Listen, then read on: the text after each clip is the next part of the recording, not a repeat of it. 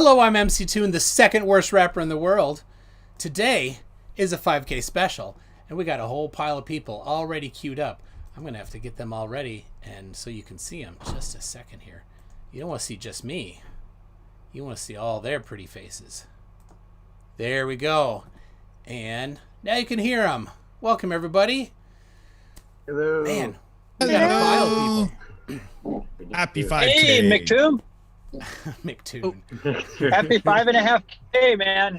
Thank Wait you. a minute. Wait a minute. You got 5 kilos ready for us? Is that going to be enough? I don't know.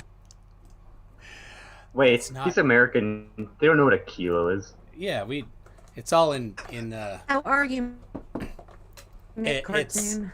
McCartoon. I'm super. Isn't that what Nathan Thompson calls you? Yeah, Nathan said that, and McCartoon? a whole bunch say that. They think it gets me. Like, I'm like, Yes. yeah, I love cartoons. What's the problem? Hey, cartoons are great. Yeah. See, the problem is people without an imagination are threatened by those people that do. And so that's generally what we're running into, especially with someone like Witsit doesn't gets it. Oh my god. I just watched that Blue Marble Science's latest video with him. Ugh. Yeah. That was epic. Yeah, I was listening to that on the way home from work today, and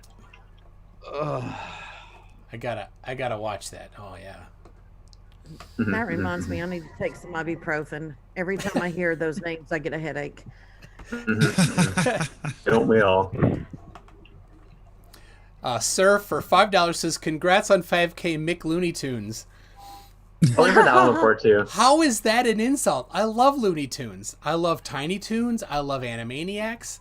Those are my stuff. That Ren and Stimpy. Oh, I love Ren and Stimpy. Ren and Stimpy. You know what's, if you ever seen, have you ever seen that one I'm episode sorry, of Ren man. and Stimpy? I don't think. I'm Bob sorry, knows Ren man, and but Stimpy. for us boomers, it's moose and squirrel. Those are Oh, those that are the too. epic. Oh, Those yeah. are classics. But it's You funny know- if you ever. well, here's a question on with Ren and Stimpy: original release, or the even more adult re-release that they ended up doing a couple years ago? That's Oh, new. I haven't seen that one. Why do we Oh. have a Dick and a Beaver in the chat? Ah, there's so many frickin' Canadians on here. We're trying to get MC Toon to realize that this show should have been on a different platform. What platform is different platform?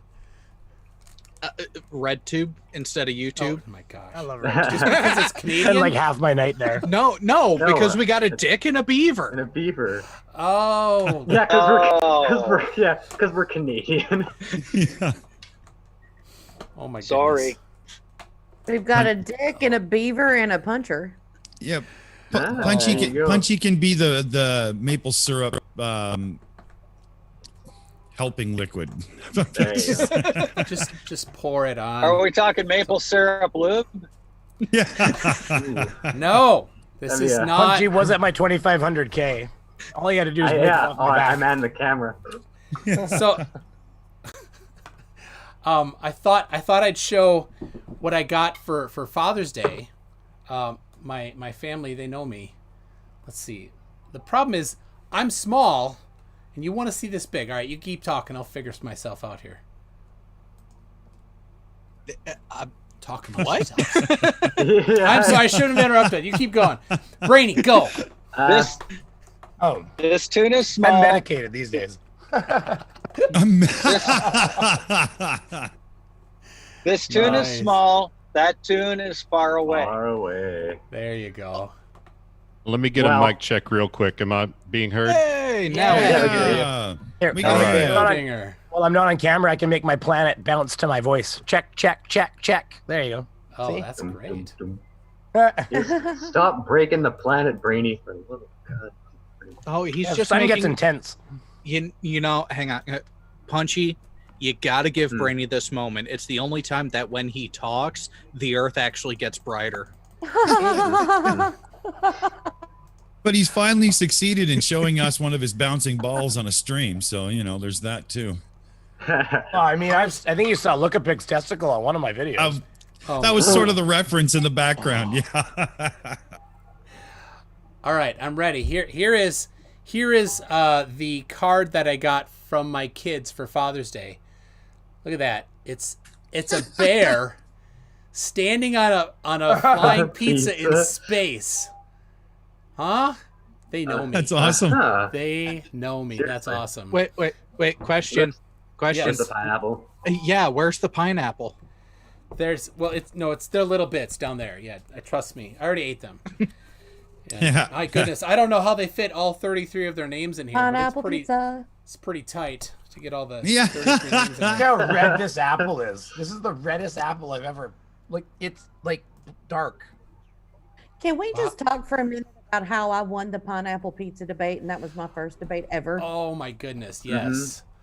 Poor Magda. I mean, Magda was Well done, great, Ilya. but, I mean, she was doomed from the beginning. You know.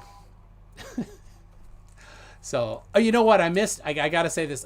Crafty Keela for €2 says congratulations on 5K Tune, very well deserved. And then we got Nerd Angle, and NA are new members. Wow.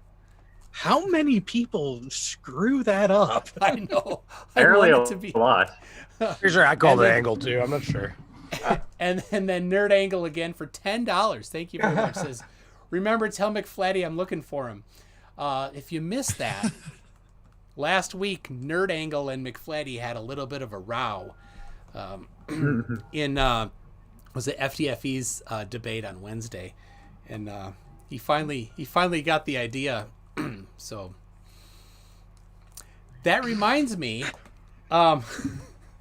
See, Toon, this is what happens when you can't say cuss words. You have to say things like "had a little bit of a row." Hey, but you could make it. I think he only means cuss words from this side of the pond. You could say things like wanker, as far as I know. Yeah, and Ours? you can say shag. It's okay. Yeah, there you go. Right. Oh, cat. Shall we shag now or shag later? Yeah, baby. I'll never do that again. Cat. Baby. Good. That's what it's supposed to be. You're not Just Gering. wait. I know, that was the joke. Just wait until he reads the next super chat. All right. Oh no. Oh my. All right. What? He read it to himself before reading it aloud. All right. Good call. Good call.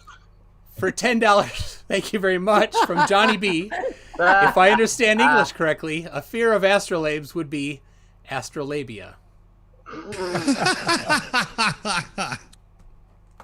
Funny. Oh, that's perfect. Lashanti, I see you in the chat. Please come in and save me. She has the link.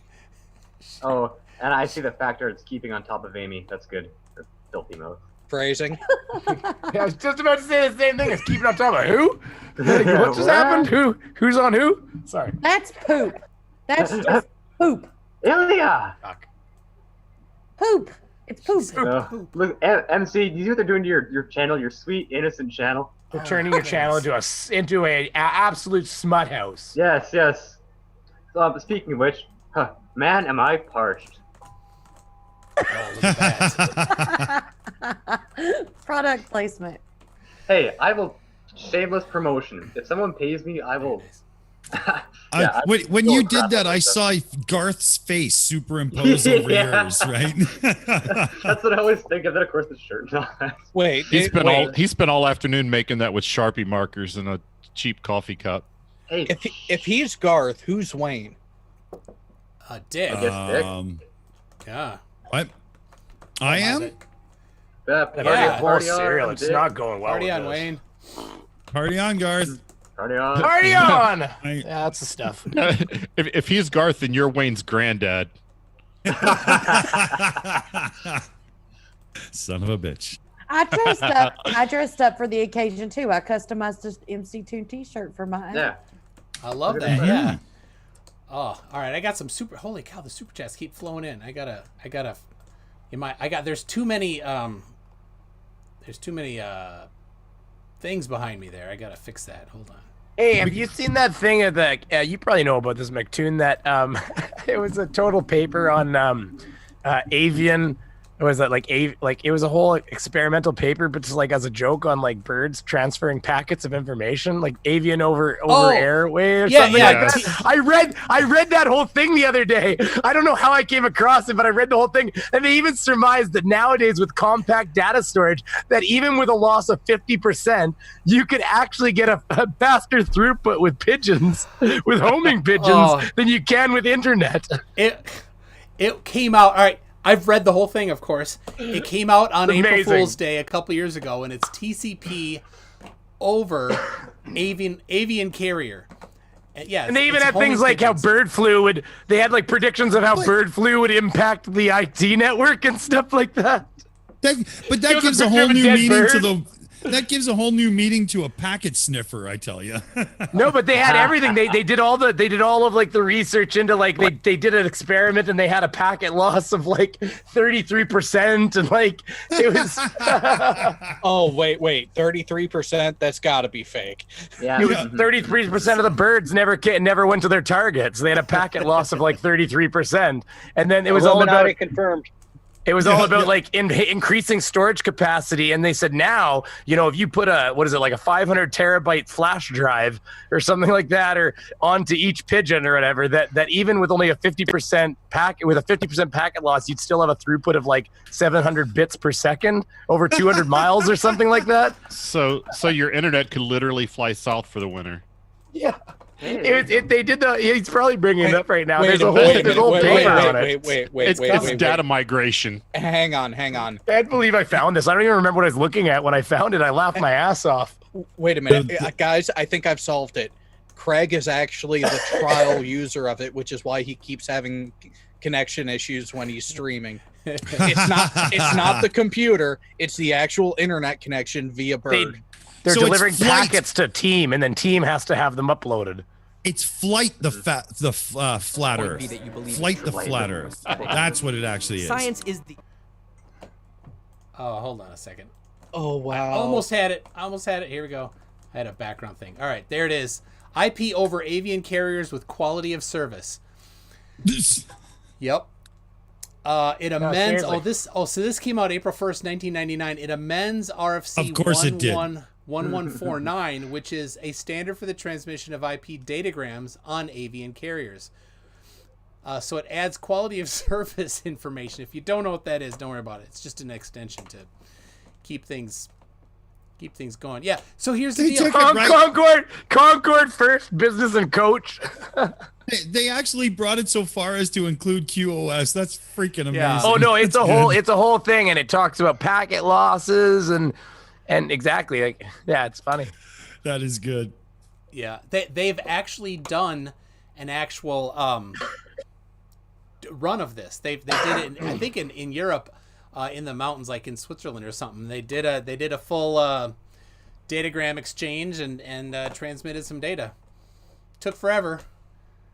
Why hasn't a flerf made a video about this yet? I don't think they understand these kinds of complicated things. And RFC, they don't know what an RFC is. Honestly, if it wasn't dated April 1st, I bet it would have happened already. But when they don't know something, they just make it up. So still. Now, are pigeons only line of sight? They're line of flight. What we also have to remember is we're expecting these people to read. Yeah, true. It wasn't a video. You got to watch out for 5G pigeons, though, because they carry some nasty stuff. Yeah. Oh, here we go. I got some friends that are quite knowledgeable in some engineering stuff. So there's Germany, the University of Munich. Thank you, Chris. That actually tested it, an implementation of it. That's too cool.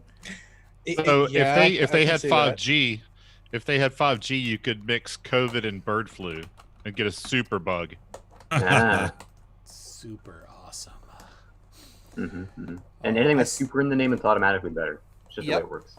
Okay, I'm way behind. Holy cow. So NANA for $6.66. Hail Santa says, congratulations, the Illuminati has noticed you. This, and this. Oh, I love you too, NANA. That's sign language for I love you. So, See, I knew that. Yeah. Andreas Eld. Oh no, for 26. That's all you get. Best tune ever. Rockabye Bear by Tex Avery, 1952. Rockabye Bear. Maybe is that to go with my my Father's Day card? Oh, now it makes sense then. Yeah, let's hope so. Yep. Possibly. B-Ball for Life for $2. Just want to say hi to everyone on the panel. Hi everybody from B-Ball for Life. Have you? I love his stuff. He's got some good stuff. B-Ball. Yeah. Stephen Smith for $5 says midgets prove globe Earth. Gravity works extra hard on them. So glad those sexy little creatures exist. I love midgets, aka little people. Stephen Smith, I don't think. Again, Oh my gosh. This is the wrong channel for that. The wrong platform. Yeah, so the proper channel for that sort of message via Super Chat is actually FTFE. Just watch that. Oh, God. Did anyone else catch that soundboard video that Huge Arse made? No. Oh, Yes, I saw that. Yeah, that was amazing. I had a question. Does anyone here know what Tim Faust looks like? No. Faust. Apparently, I look like him. I'm going to look Whatever it that up right now. I have to too. So, somebody's saying he looks like a. And Tim Ilya's on Faust. it, of course. Ooh. Isn't it I like the usually sound. beneficial when referencing you look like so-and-so to make the so-and-so somebody famous that other people would actually know? Right. Just a Well, he might not Tim have a choice Faust about is- looking like him, you know. Tim Faust That's is true. pretty hot. Mm. There you go. Thank you. what does he do? Punchy, He's a you've been musician, replaced. I think. But she was replaced yesterday. He chose the queen over me. But that was by remember. choice. And Wait. Dick and Brady can agree with me. We have to choose the queen. It's like I said. If I was 100 years older and she was 100 years younger, And if you remember, Schrodinger's cat bit on me and won me in the bidding. that's because he bid $25 American. I can't compete with that. You guys do strange stuff in your hang off on. hours, man. Hang on. The choice was between Ilya and the queen. I thought Ilya was the queen. Oh. Oh, Jared's making me look bad. Oh my I'm goodness. the queen of gynocracy. Yeah. Exactly my point. All right, No, we've but got. like I Let's said- see. We got Round Thinker popped in. How you doing? Oh, you're a little low. A little hard to hear you. So oh my goodness. Now the cat's here. The cat. The cat was already here. The Thank cat, you very much. yeah. Was it dead or cat. alive? Get off my shirt! Why'd you pick me up? No, Oh. I didn't pick her up. She jumped up here. She will not leave me alone. Oh yeah. She wants to be That fed. Oh, that sounds It's familiar. Only you got Beaver catnip shows on up you. with a handful of pussy. Hang on. Fuck, Beaver, that has not been the case for months. Brainy, be thankful we're on MC Tunes channel. Just saying, be thankful we're on this channel. I know. It was so hard. You said Hardy. Hey, the kids are going with the grandparents for the weekend. You never know. That might end soon. Like a handful of it. NA handled it for you guys who were thinking it in the chat. Oh. Yep. Did all right. Cat, Well, this that- cat. We took this it cat really- off the street. It lets me do anything to it. I don't what? want to hear want that. to know that. My goodness. my little cradle baby. Speaking of That's just wrong on so many levels. Right. Manny. I'm Sorry, sorry. yeah, you perverted people. actually, speaking of I've got a perverted wife stuff, I'm working and on things with. I don't need this pussy. So Brainy knows what Hey, I'm don't talking take about. it. Don't take offense. Don't take offense. Brainy, you know the radio station 92 City FM? I know there's a radio station of that. Yes. Yeah, it's a radio station in Winnipeg here. And this morning they were talking about.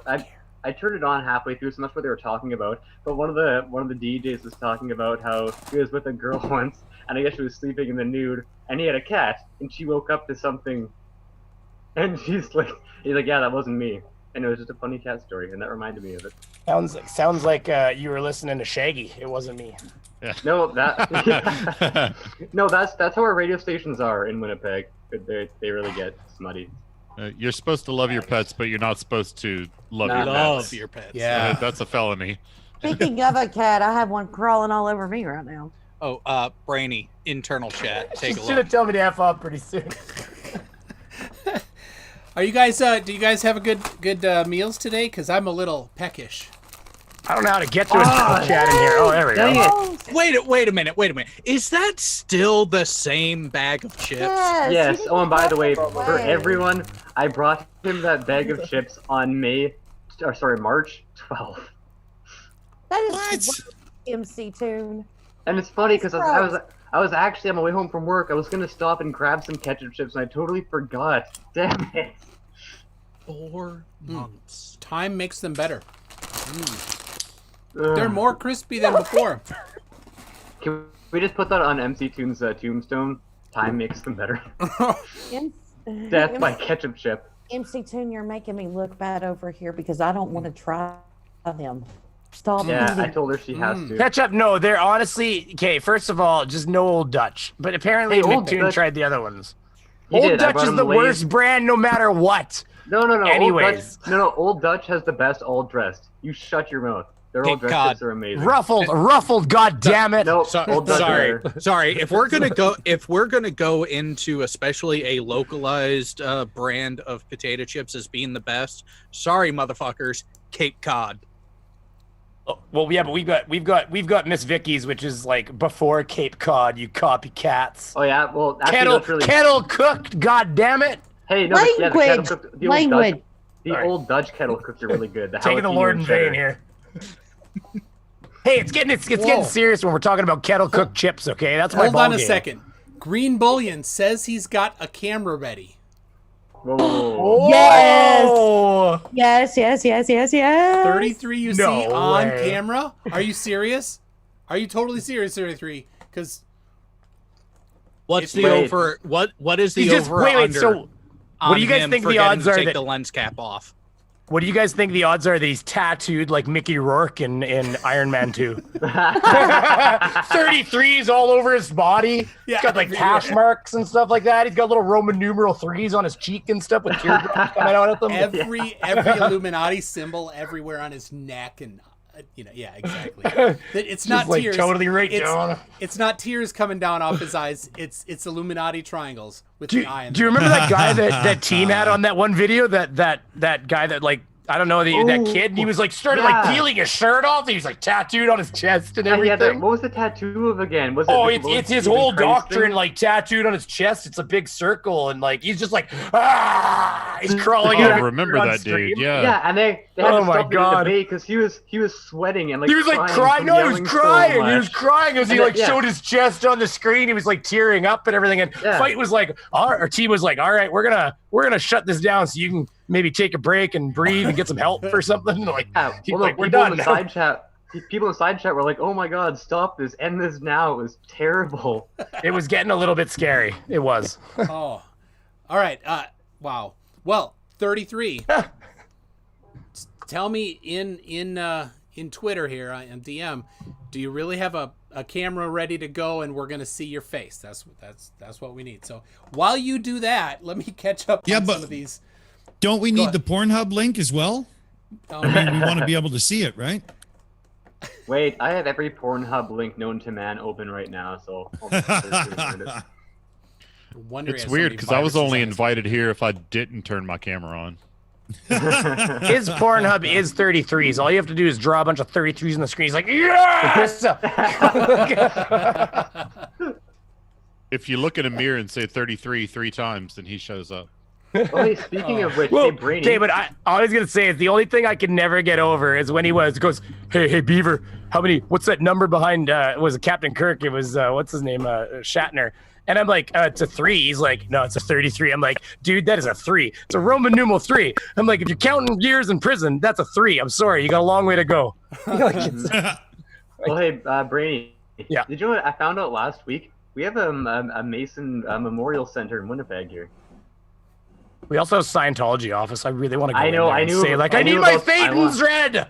I want to go there too and just mess with them so badly. Oh, they won't even let you in the door. No, they're very careful. yeah. Scientology, buddy, you're gonna get they're gonna like ask you 1,000. Yeah, they're gonna, even if you went in and started talking to them, they're gonna ask you 1,000 questions. They're gonna suss out everything about you, and then they're gonna look you up online. They're not gonna. You say Tom They Cruise want to be sent me, very that's it. careful. And you're in. Yeah. No, that's true. I'll Yeah, just say I saw him on Oprah Winfrey's, and I just thought it was like a really powerful, enlightening thing, you know? They take Tom Cruise off the line because somebody else can get that fudge in the box, and he comes over and checks you out. That's a funny episode. He's packing fudge. I am not packing fudge. He's sitting there packing fudge in the boxes and shipping them away. Yeah. That part's amazing. Oh, funny that you mentioned the Scientology, because remember where they were actually founded and where their original office is? Isn't it a boat with a bunch of little children on it? No, this is before the boat. That's the leader. Before the boat. Jesus, Beaver. No, you don't know the history. Look it up. I'm not making things up here. Down in Clearwater, down in Clearwater, Florida, just outside of Tampa is where they started. When I was down there for work a few years back, my wife was with me, and she was bored and decided to try to find the place. God. And she says I'm an asshole that likes to poke stupid people. Yeah, at least you do it on the internet. You don't go to their place of business and without diving into it too deep, Dick. The original creator of Scientology, can't remember the fiction writer who happened to me. Yes, Hubbard, thank you. yeah. The known fiction novel writer that started Scientology, he was often caught a lot of times on his yacht with a lot of young boys, and that's where I'm ending that. You can look it up yourself. Yeah. It's a fact. Well, so. And I love how on that South Park episode, when they're showing what Scientologists believe, they had to have a disclaimer at the bottom. This is. I was watching it. Yeah, man. And I remember watching crazy. it and being like, "This is ridiculous." And it literally all of a sudden, as soon as I thought that, it was like the moment where that popped up and it said, "We're not kidding. They actually believe this." And I was like, I went online immediately and looked up Scientology, and sure enough, it's bat crazy. Oh yeah. Yeah. It's See, crazy stuff. now here's the thing. When she told me that she did that, I was a little mad. I was a little miffed. The reason why wasn't that she went and did that, it's that she did it without me. They apparently are very litigious. I'd love to do a Scientology video, but they are very, very litigious. Like, if you do a Scientology logoed video, there is actually, even if you're small and nobody, there's a chance that you may be served with a cease and desist letter from them. Because they are very litigious.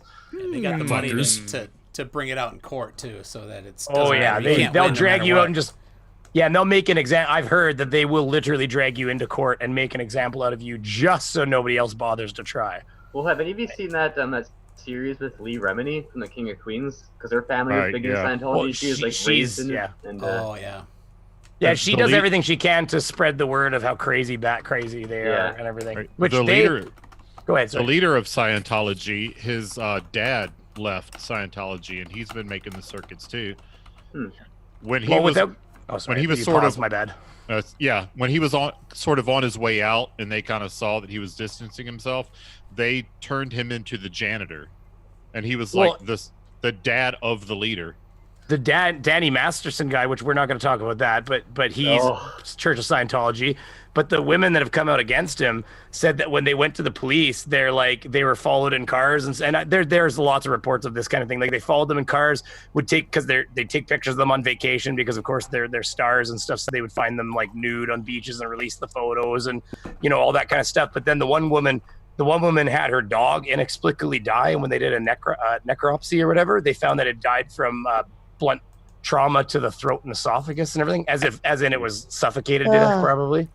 So like, that doesn't just happen. You don't just get your trachea damage to a dog suddenly out of nowhere and it's dead on your step. That's messed up. I can't. But they will do whatever they have to stop you from talking. They do not want you to talk. I can't stand harassment and all that stuff.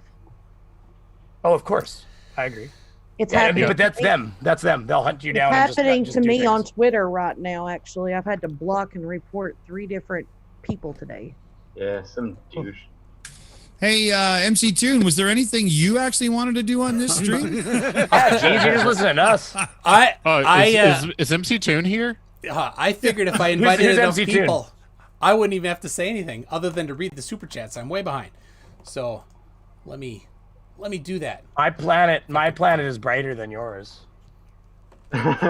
Mine is properly lit. Hey, Mine isn't properly colored. Africa's very red over there. Wherever that. Hey, all right. Is this some kind of like a ball measuring contest? I sometimes. So all right, hold on. Glober Mom. Speaking of that, there. Glober Mom for $2 says, "Did someone say D-ick? Schwing? I'll leave you two to talk it out there, Dick and Glober Mommy." So, Amy Hogan, new member, thank you very much. John Watson for £2 says, "B-ball equal Gleam Slayer." Yes, I have. Al K's video on that was a pretty good one. So, my cold turned into into bronchitis. That's why I'm coughing so much. Oh, ain't nobody got time for that. Ain't nobody got time for that. I put that on my community post. I got bronchitis. Ain't nobody got time for that. That's a famous quote. I can't believe how famous that quote got. I just want to read this this comment real quick from Quiddy's the Sprinkler. It says, "Wait, this is MC10 channel. All I've heard since I've got here is a noisy beaver." I was about to say that. Hey, when you take in lots of air, it gets noisy. Big Blue, how you doing? Uh-oh. It's my neighbor. Hey, it's Big Blue. There he Hey, is. what's going on, guys? Yeah, trying to get the mic to work. It's Another globe. It's my favorite So many neighbor. globes. Well, if that offends you, it's friggin' sorry. There you go. So, Let's see. real quick, Toon, you talked Yes. about Gleam just now. I think Gleam should change his name to "Just Read the Next Paragraph." I think everybody knows I'm talking about. All of his citations. Just read the very next paragraph. No kidding. And it'll undo everything that you just said. Well, that's a lot of flat earthers if we think about it. Oh yeah. He's just constant about it. He is constantly citing things, and all you have to do is just read the rest of it. Yeah. I love when they're like, "Look at this government document that says assumes flat." I'm like, yeah, did you read the next page where it says gravity, and then later it says the Earth is rotating, and then here you got to take in the rotation, and here it talks about the radius, and you didn't read any of that, did you? Yeah. No, they saw the word flat and they were like, "Yeah, party!" Or how about right before the segment that they're citing, like literally a couple words before, "for simplicity of analysis." Right. But what they do is they download the PDF and then they do a word search. Yes. And that's all that they do.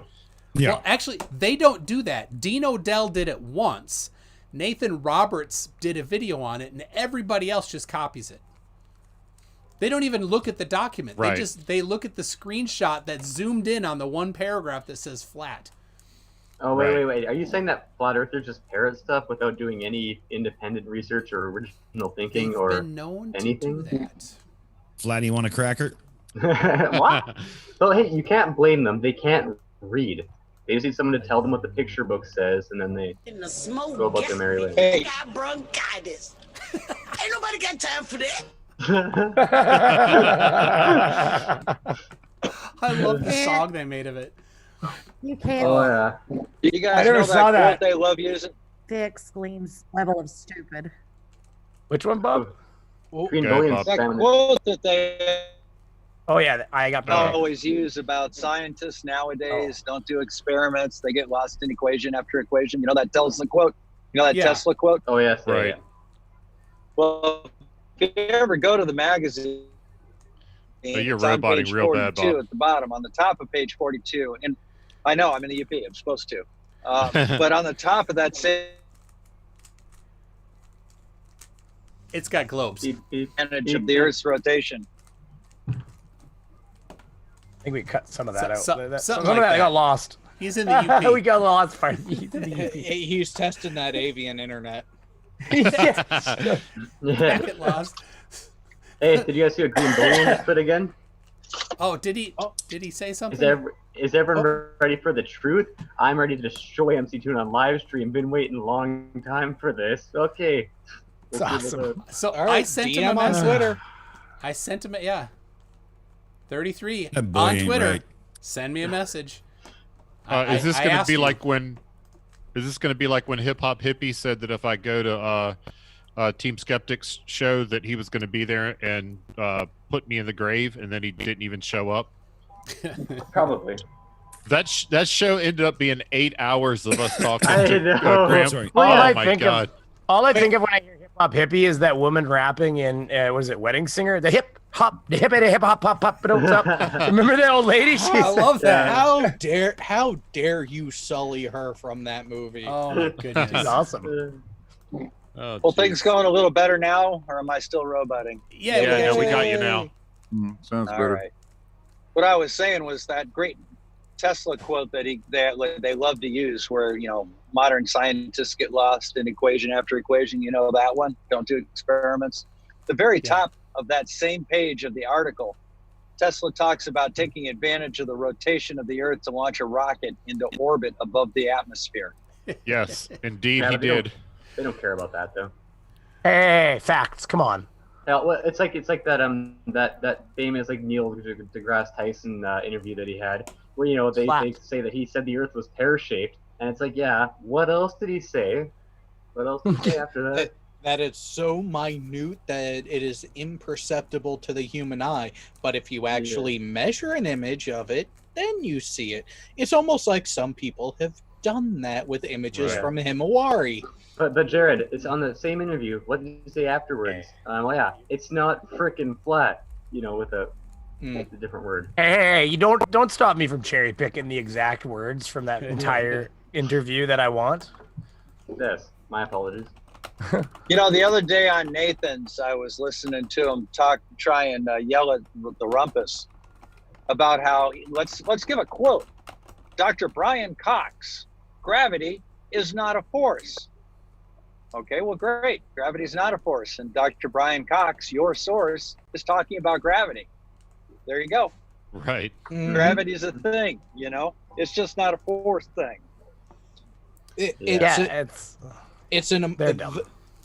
What we perceive as a force due to gravity is an emergent property that we will readily admit. We don't completely understand the mechanism that is gravity. We understand how to observe its effects and the interactions, but not the direct mechanism. Well, why does it shock them so? It's so crazy. It's like they don't even know what it is. It's like, so what? We know what it does. Like you said, it's just it makes no sense to me to take that approach, because it's like, but okay, so it doesn't exist because we don't understand it. Let's hear so when I go like this, your version of it. That's back to. Well, that's back to being children when I go like this and I disappear to my little girl. Yeah. And she's like, holy shit, he's gone. I gotta say though, gravity sucks at parties, man, because it brings everybody down. Yeah, there you go. You're right. Well, so a good comparison that I would use for him to really screw with one that you think is a Poe, Mind of Dodge comes to mind for one, to kind of expose it. Trying to nitpick on gravity just because we don't know exactly the mechanism that's taking place, that is tantamount to saying electricity isn't a thing and doesn't work because people can't agree on whether you should teach it as whole flow or electron flow. Oh, God. We used to have fights about that back in college. Oh, whether God, it was whole flow or Okay, it is electron flow. just for the record. It's electron flow, everybody. I'm kidding. I think it is the though. Beaver. Well, It really is electron flow, but because whole you're flow bumping makes- the valence. You're bumping the valence electrons. That's why good conductors are ones that have more have a valence electron because they're easier to bump the valence. But whole flow makes better visual sense. yeah, because whole flow, you're going from negative to positive in your flow path. But with electron flow, you're starting at the positive point and going towards negative, towards ground, which here's the That thing. makes more sense. It does. Intuitively better, yeah. And especially for those who have done troubleshooting and analysis aspect, going There's that no way, power on the freaking neutral. There's power on the positive, not on the neutral. If I put my meter to the power to the positive, I get a signal to ground. But if I put it on the neutral to ground, I don't get anything, meaning the flow is on that side going that way. And we just lost 90% of the audience. Yeah, whole flow. Supposed to be a science channel. We're talking about what we're here for. Valence electrons, everybody. We'll be here all week. I clarified for everybody. It's whole HOLE flow, not WHOLE flow. There you Is go. that like whole Dr. wheat? Bob. Whole wheat flow? Dr. Bob, I got one that I'm surprised has never come up yet. You know when you get the demonstration of Einstein gravity, space-time gravity, and they show you like a grid sort of space-time representation, and then you got the planet and it warps around it. I'm surprised no flerf or conspiracy theorist has gotten on side of that and saying, look, they even represent everything as flat and two-dimensional, you know? But it's just because it's an easy visual representation to teach people with, right? But I'm surprised, you know? You think we'll ever see that one? Maybe. But as soon as you do it, man. But then again, too, it always comes to, it's always not to scale, because they don't understand that you can't always show something properly, right? Like when they'll say, like, how can we look at the planets in this magazine? They're all super close together, and they're all like, this. And it's like, well, think about that for 2 seconds. Well, if I did up a 3D wireframe of Einstein's gravity in space with a planet and space being warped around it, it would be a very complex thing to even look at, let alone figure out. You would have to be able to move your like Blender style, move the camera through and get a good feel for it. You couldn't just draw that for somebody. Well, for instance, to put that thing when you open the page and you had the... Sorry, go ahead. Go ahead, Blue. It's all good, bud. I talk enough. Seriously. Okay, go ahead. I was going to say, when they have that page and there's the sun, and then, you open that encyclopedia book or whatever, the school one, and there's a sun, and then they've got all the planets across. Like, it was like, to go to, like, the Mercury, you got to have, like, 4 or 5 pages, and then it becomes, like, 20 pages to the next, and then it becomes, like, 100 pages to the next, and by the time you get to Pluto, it's, like, it's something like, I can't remember, but it's, like, thousands of pages that way to get to by time, by time you actually, if you put that to scale, it would just be like, it's like, I think it was miles. It was like miles away or something like that. You'd have to have the last page for Pluto. Well, and by the way, that's not even the last thing anymore. I'm flashing. Yeah. Stop it. You're making your computer go crazy. I loaded something in the background, and I'm obviously not helping. Stop flashing your beaver. Yeah, credit. I was gonna say too, and also with that whole to scale thing, if you the sun, and the sun was, let's say, half the size of the page, then Pluto wouldn't even be the size of like the finest pen you could buy at a store. Yeah.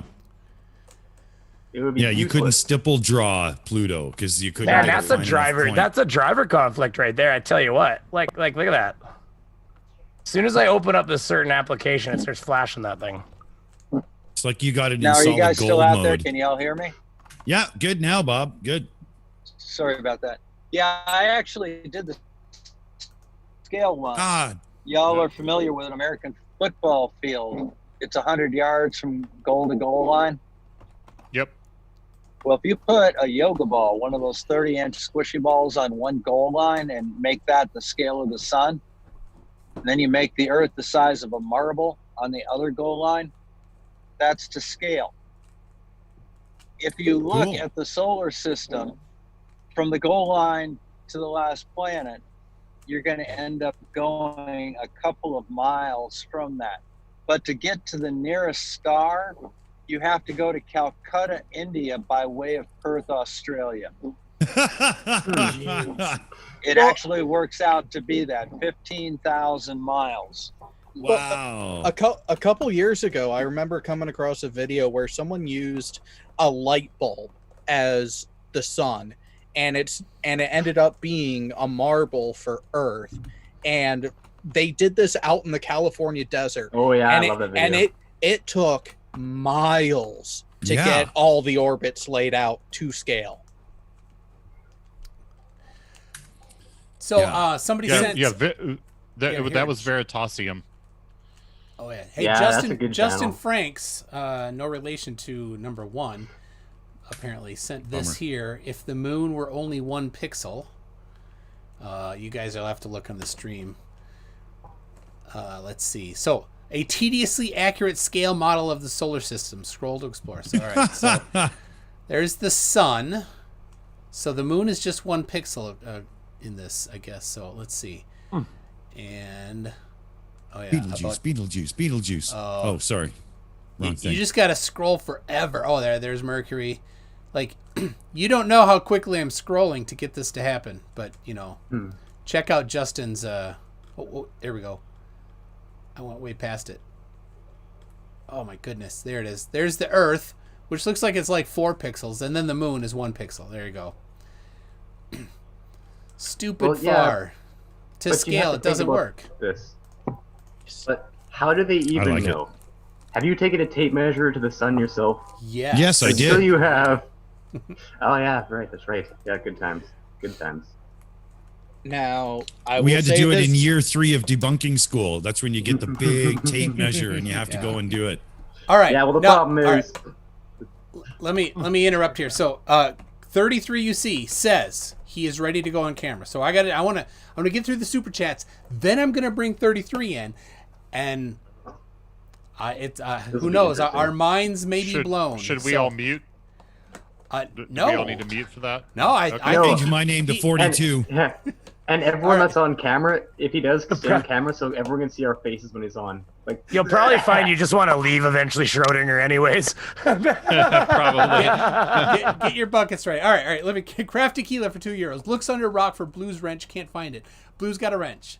There you go, Big Blue. John Watson for £5. Give Blue Marble a wrench. I don't need one. I'm already a spanner. I got some wrenches to go around. So. Hugh Jars. And GPS brings up a good point.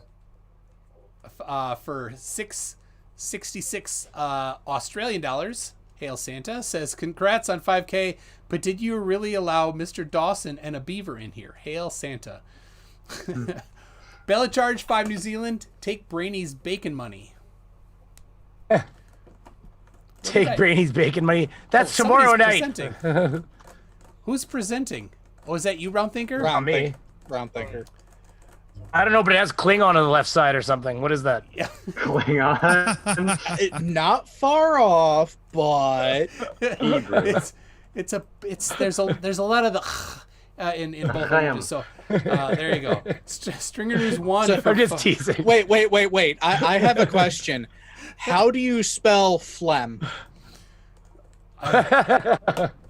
I think that's a question for Round Thinker. You gotta put. How do you spell it? Chutzpah. How do you spell it in Hebrew, Round Thinker? Oh, we can't even hear you, man. Yeah, he's. Oh, your microphone's Apparently we can't not hear working. him. All right, you gotta fix. He's like a puppet without a hand It's up showing his him butt. light There's up, nothing. but it's not. It's They trying. said 33 green boobly on you better come on because I changed my name just for you. So did I. All right. I'm almost done with these. Then I'm gonna send them the link. Stringer News 1 for $5 says happy birthday, MC Toon, or whatever. Thanks. LB Tomato. LB Things Stuff and More. I love that. $2. Congrats, MC Toon. Latanya. Oh, that's Latanya. Thank you very much. All right. I'm telling you. You need to get Latanya in there. Yeah, Latanya, you want to come in? All right, I'm going to send this right here. There it is. I have sent the link to Sketchtown. Keep that cough ready just for him. All right? If he shows. He just said, that's it, I'm out. Swear to God, I can clear a story these days. Just cough, and everybody's like, "What?" I'm like, "It's bronchitis." I swear to God. He's like, "It was a cold." Or when someone sneezes and they say it's just allergies. Man, the thing is, we have no cases here, and I was in the grocery store, and there's this one woman that I kept crossing paths with, which I was not coughing. I was fine. And like, she's just like one of these, and I'm fine with it. I get it. It's just that like, it was like. She's like allergic to everybody. It's like she slams herself to the wall and like it's like you're like, whoa, lady, like it's calm down. But no, I get it. We don't have any cases of where we live, so it's almost non-existent here. It's crazy. I can't say the same for where I'm at, and Big Blue probably knows what I'm talking about. We had our biggest week here in our state that we've had during the entire crisis last week, and in one day we had like 1,200 cases. Positive. We had 2 in a week, and we had none for over a week. And the 2 we got, one of them was like they flew home from America with it, and the other one flew from Southern Ontario with it. So like they're all they're all imported to us too. We're not even having our own cases. I just am really Exactly. disappointed because I thought Big Blue was going to meet me at church this past Sunday, and he stood me up again. And every time he stands me up, I Blue. cry. Blue, shame on you. Well, Brady, I just checked. In Manitoba, we have 314 confirmed, 293 recovered. So we have 21 active cases. Yeah, that's what I mean. 21 active, and that's people at home, not in the hospital too. That's like people sitting at home. Yeah. So, yeah, we're doing pretty gosh darn good, if I do say so myself. Wait, so apparent B-Ball for Life just says, I challenge you all to complete the Bev Try Thinking Challenge. Oh, jeez. What? Well, yeah, what is that? I'm sure. Isn't it drinking our own pee? I thought that was That's what Flatty No, that was said. Dave. Dave's. Yeah, allegedly That was Dave. That was allegedly Dave. Sorry, I'm just kidding. Or then that's a Bear Grylls thing. Remember that show? Yeah. All the Oh, memes that went yeah. around after that. Or Pete Shea. Yeah. Peach. Oh, Yeah, Pissy Pete. Spurs. I think Spurs does that too. Does he? I don't. I would not is he- believe. I would not believe No, it. That because guy, he's a pose, so he's not doing Oh, I hope he's. It's- oh, no, if yeah, he's yeah. not, he's really stupid. no. He's not just a Poe. He's an outright liar. it. Oh yeah. Well, you got to be a liar to be a pose. Agreed. one of the early videos I did was on Flat Earth Paradise, and he did that. All right, who is coming in here? God. Oh, we got Vishanti coming in. My arch nemesis. For sure. Concave. Concave Concave Oh. Vishanti. and Oh, Flunchy. That was So funny. looks like we have. Oh yeah, Latanya's in too with the ISS. There you go, Ilya. You're not. I love that avatar. Badly. Oh, I have. Sean Phillips, I think, suggested that I get the Lego ISS. I ordered it. It's I'll be back right there. back. I'm gonna assemble it. Cool. Probably record Yeah. it. Be ready for it. Yes. Be ready for it to break on you about 5 times while you're making it. Yeah, there's just little. Yeah, I can see how. Maybe I'll have to glue it. I was gonna ask, are you considering doing a permanent build, like glue Yeah, as you go and make it? I could glue it. Yeah. You know, we have a space shuttle that's really, really big. Like I couldn't even fit it into frame in the camera here, not even close. And as I was building it, I realized it was a nightmare waiting to happen. So I started, gluing it together in spots to make sure. What That's fine Punchy until is you about, make a mistake. what Punchy's No, about to show you, he proposed a date night to me with. That's how romantic he is, y'all. I love that Punchy didn't hear you say that. Huh? And now he's wondering. Now he's wondering what it was that you said. What did you say? Yeah. Oh no, nothing. Never mind. Oh, poor Punchy. Anywho, This is your finger. This is the pulse. This is your finger so far from the pulse, it's scratching your bottom. You like a Anywho, chocolate-covered so- pretzel? I was gonna shut up. I was gonna say, since you brought up the Lego ISS, so it's my birthday on Monday, and I just got this today for my roommate. Oh, Oh, cool. my. Nice. That's bigger Yeah. than the one I have, Well, or it's closer to it's, the camera. That's what she said. Well, it's 806. Well, it's not what Ilya says, believe me. Anywho, so this one has 864 pieces, if that means So anything. Lego is in on the conspiracy, is what you're saying. Yes, Absolutely. but Let me Denmark is flat, don't let you me know? dig mine out. I'll be black. I'll be off camera I for a guess minute. So my roommate, he ordered it off of Amazon. So when I came home today, it just happened to be on the couch that I'm sitting on right now. And on the tape, he wrote "Happy Birthday" or whatever. I mean, is it really that big of an achievement to have been pushed out of your mother's JJ on the same day Jesus. as millions of other people? Happy birthday, nonetheless. But God, it sounds like your roommate's a sailor, because that's something that we would write. Friends for life there. Yeah. Yeah. All right, here you And go. speaking of COVID cases, Jared, did you see where 2/3 of the crew of the Roosevelt Looks has good. COVID? I think it's the exact same size. Is it? Is Oh, yours wow. 864 pieces? You really got that sick? Do you Yeah, see how 864. romantic he is? Do you guys see how romantic he is? This is a date night that he proposed. We could build that together. I think you guys should do a race live That stream would be build cool. race. Nice. That would be awesome. I think we should actually do that. Now, I haven't played with Lego. I That told my would be wife that I sexy. wanted to work on my space station, but I didn't mean the same thing. Oh, we're starting to hear Round Thinker. He's coming in a bit. Let's try it here. How you doing, Round Thinker? Oh, great. There, we hear you a little bit now. My baby woke up. Oh, okay. Oh. And Dark mode. so how do you spell phlegm then in Hebrew? Well, let me be more specific. It's not just phlegm. It's how do you spell the? He's like, with every word. I'm sorry. I'm just kidding. That's too funny. Did you see what All right, no, you gotta let him talk, guys. Flem. Ahmed, the terrorist. If you.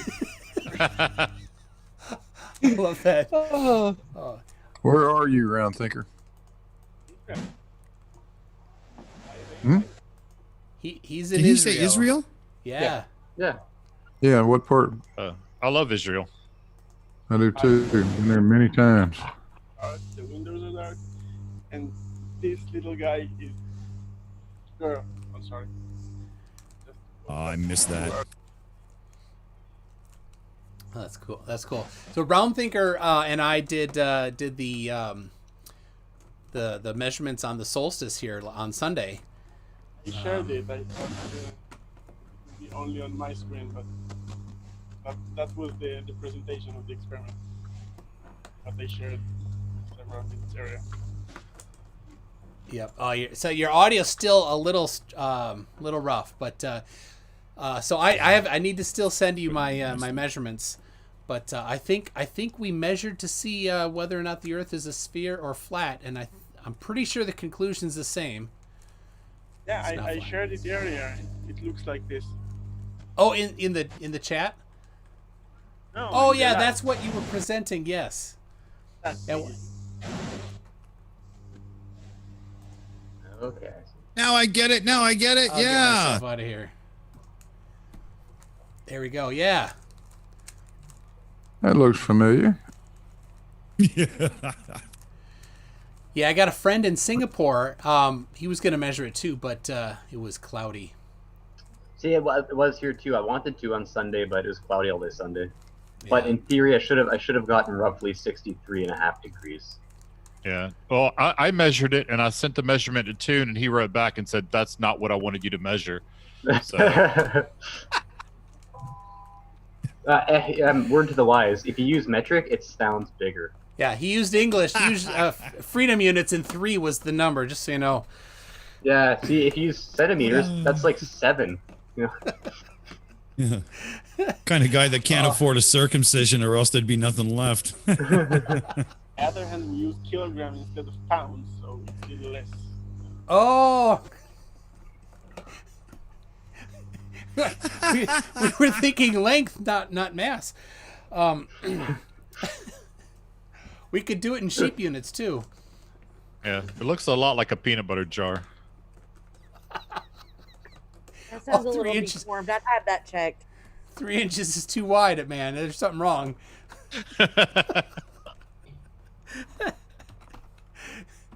That's not diameter. That's Hey, radius. listen, it's always about girth, not length. Thank you. And don't forget the South yaw. Wrong. South Remember Park the taught yaw. us all. South Park taught us all. Yep. It's TMI. So just get over it and move on, because we. It's know a that ratio. third You're right. equation. You're right. Yes. It's a ratio. I just love when Randy's teaching the kids, then when Randy's done his presentation, that's the smile that comes on his face. So that means that Randy is a little bit above the average. Y'all need to quit lying about what women want. Well, in all Green fairness, Bullion none of us saying- know what women want. I mean, I'm not going to get too far into it, but when you run out of landing strip, there's it doesn't feel great for them typically. Like, you know what I mean? I'm saying, like, right. too much length is a problem. We're gonna have to end this. And we'll end the conversation Oh, my there. goodness. Like, That's it. Hold on a second oh, here. Toon, you're Toon, jump okay. in. brainy. Crafty Keela for Is 2 that- euros. It's time to sleep. Congrats again, Toon. Good night, people. Thanks, Crafty Keela. Green Bullion popped back in after I sent him the invite, which he did not accept, and he's saying something about George Floyd and conspiracy in 33 and all that. So, dude, this is you on camera. You said, and we're gonna, we'll see. We already heard you talking big. Yeah. Follow through. Come on. It's not a big deal. You know, some of us more mouthy people, you know, we'll mute off and let you have your moment. You know, everybody gets their 5 minutes of shame. You deserve yours. It's no big deal. I shame myself every time I talk. I mean, you know, that's how you do it. It's how if you're afraid of women, I'll leave. Well, I'm sure he is. Clover Mom says the cooties. Clover Mom for $2. It's not what you got, it's how you work it, guys. That's 100%. Well, to an extent. I mean, if you have micro penis or something, then there is a limit to that sentence too. I agree with Punchy. I've seen some sad situations online. Let's put it that way. Have you ever seen that one video? It's on the Howard Stern show, and they have all the guys that have it come in, and they're just standing there naked, and there's like nothing there. My girlfriend said, "Give me 9 inches and make it hurt." So we did it twice, and I hit her with a brick.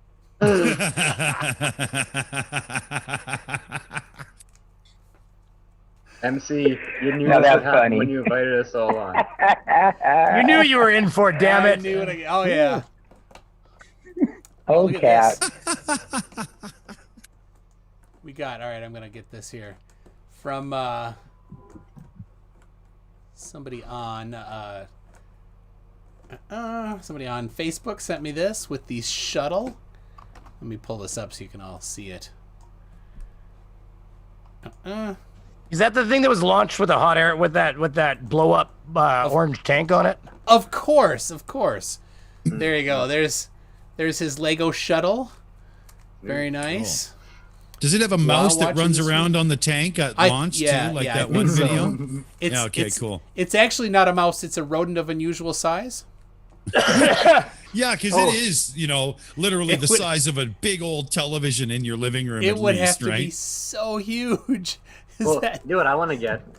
I want to get those SpaceX the boosters that land themselves, and then you know the little Lego thing. There are little Lego men that come with it that spray paint the bottoms black upon re-entry. They climb on it while it's coming back, right? They'd have to. Yeah. My understanding. Yep. Let's see. Well, not to mention, I don't know what his theory would have been that they launched 2 rockets. I don't know. Like still had to land. He doesn't think things through. It's JM Truth. Yep. I missed a Lael is fun for $5. Says, fact, Earth is flat. Bob is really a flat earther. Fact. That'd be awesome. Okay. Is really be awesome if he trolled us that hard. Bob, are you a closet flat earther? Yep. Well, it's his alter ego, Bob the Flat Earth guy. Yeah. Yeah. We knew it. We knew it the whole time. Thanks, Bob. Yeah. The sad thing about it is I'm a better flat earther than most of the flat earthers are, because my arguments actually make sense and are logically tied together.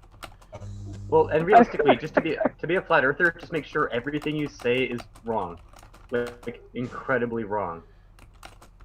Or actually, just Bob, really preposterous. That's how I won our concave versus flat debate. Won my ass. Oh, you did. Shit. Oh.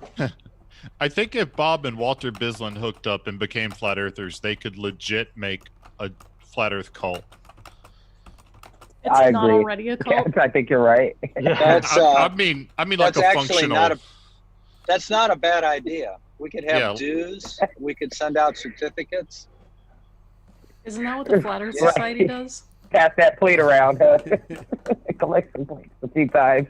You know, you reminded me because I'm up here in the UP right now. I got to talk to my buddy who's a ordained Dudist minister for the Church of the Dude. The Dude. Yeah, for the Church of the Dude. I think I may join up with him there. Oh, did you guys see what Green can Bullion I read all of Green Bullion's chats in a really preposterous accent? Oh, that sounds great. All right, cool. I'm gonna do that. I can deal with that. Pull it up. I will be coming on camera with my COVID-19 mask I don't want to break any protocols. You wouldn't jeopardize my healthcare entertainment, would you, MC233C for truth? Oh, and by the way, You got Red's beat. Red's is gonna cry when he hears that. Yeah. I just choked on my drink. Oh my god. And by the way, Green Bullion, you can't beat my COVID mask, okay? That's hilarious. What is Mine's The Simpsons. I don't know if I can fix it up or not. Is it The Simpsons? Yeah. Mine's a reproduction of the Winter Soldier mask. Mine looks my like face gets really... mine sort of looks like underwear, except they're small, and so I wore it once and got some really funny looks, and I had to go get another one. Didn't work out. Are you sure it wasn't just underwear, Dick? It was Dean Skeptic's mankini.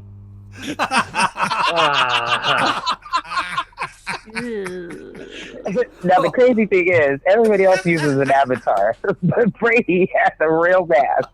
What? I had to order this from a sex site in Europe. I'm not making that up either. Came from Latex Wonders or Latex Sensations or some freaking. Oh my gosh! They had all kinds of outfits. Put in your second channel. Man, something came up because I see some serious beaver. Boy,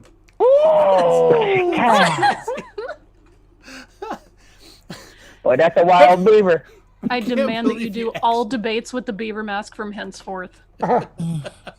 Beaver, I remember when you got that mask, you sent me a, hey, yeah, you got to check this out. I was dying laughing in the background. I couldn't wait for people to see it that first time, man. I was dying. That was when I was in transition. I was coming to terms with the fact that it was actually a human. You kind of look a bit like a capybara. A little bit. I don't know if Europeans know what a beaver looks like. Oh. Do they have beavers? They have beavers in Europe, don't they? Like in Russia and shit? I don't actually know the answer to that. Those are called bears, Brainy. Oh, Quitty's the sprinkler says, Dick Dawson, admit it. You totally wore your son's tidy whities on your face. It damn near looked it, man. It was when I didn't notice until I got the looks, and then I saw my own reflection, and I was like, "Yeah, this is not good." Did it have racing stripes? Not quite. Oh. It didn't have a P flap, but it was close. Like it just didn't look good. It was wrong. Everybody was just thinking, "Oh, how Gene Simmons has fallen." He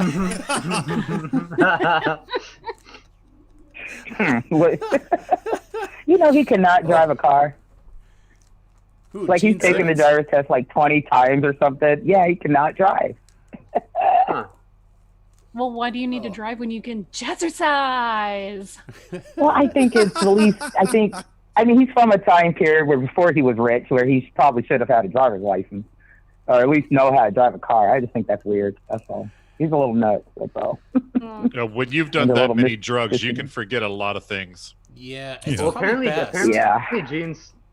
Gene Simmons lived a really clean life. Oh, clean, but exciting still. He very much was the rock star that had all the fun. He just did it without being intoxicated and, wasted. Exactly, yeah. Mr. Andrat misses the mask, Brainy Beaver. Just put it back on. What am I talking about? Oh, yeah, put the mask back on there. Yeah, I like my mask. We want some raw beaver, and we want it now. Oh, dude. Factart says by the end of this stream, I'll be down to 33 subs. Yep, and demonetized. Oh, 33 is a lot of talk and no delivery here. That's a shocker. More subs than... No, actually, we just gained one, Nick 2. What's that? We just gained an extra watcher. Yeah. I don't know. Where oh, wait a minute. Oh, guess they checked out. I don't know what happened. It was 18 there. Oh, we had somebody for a second?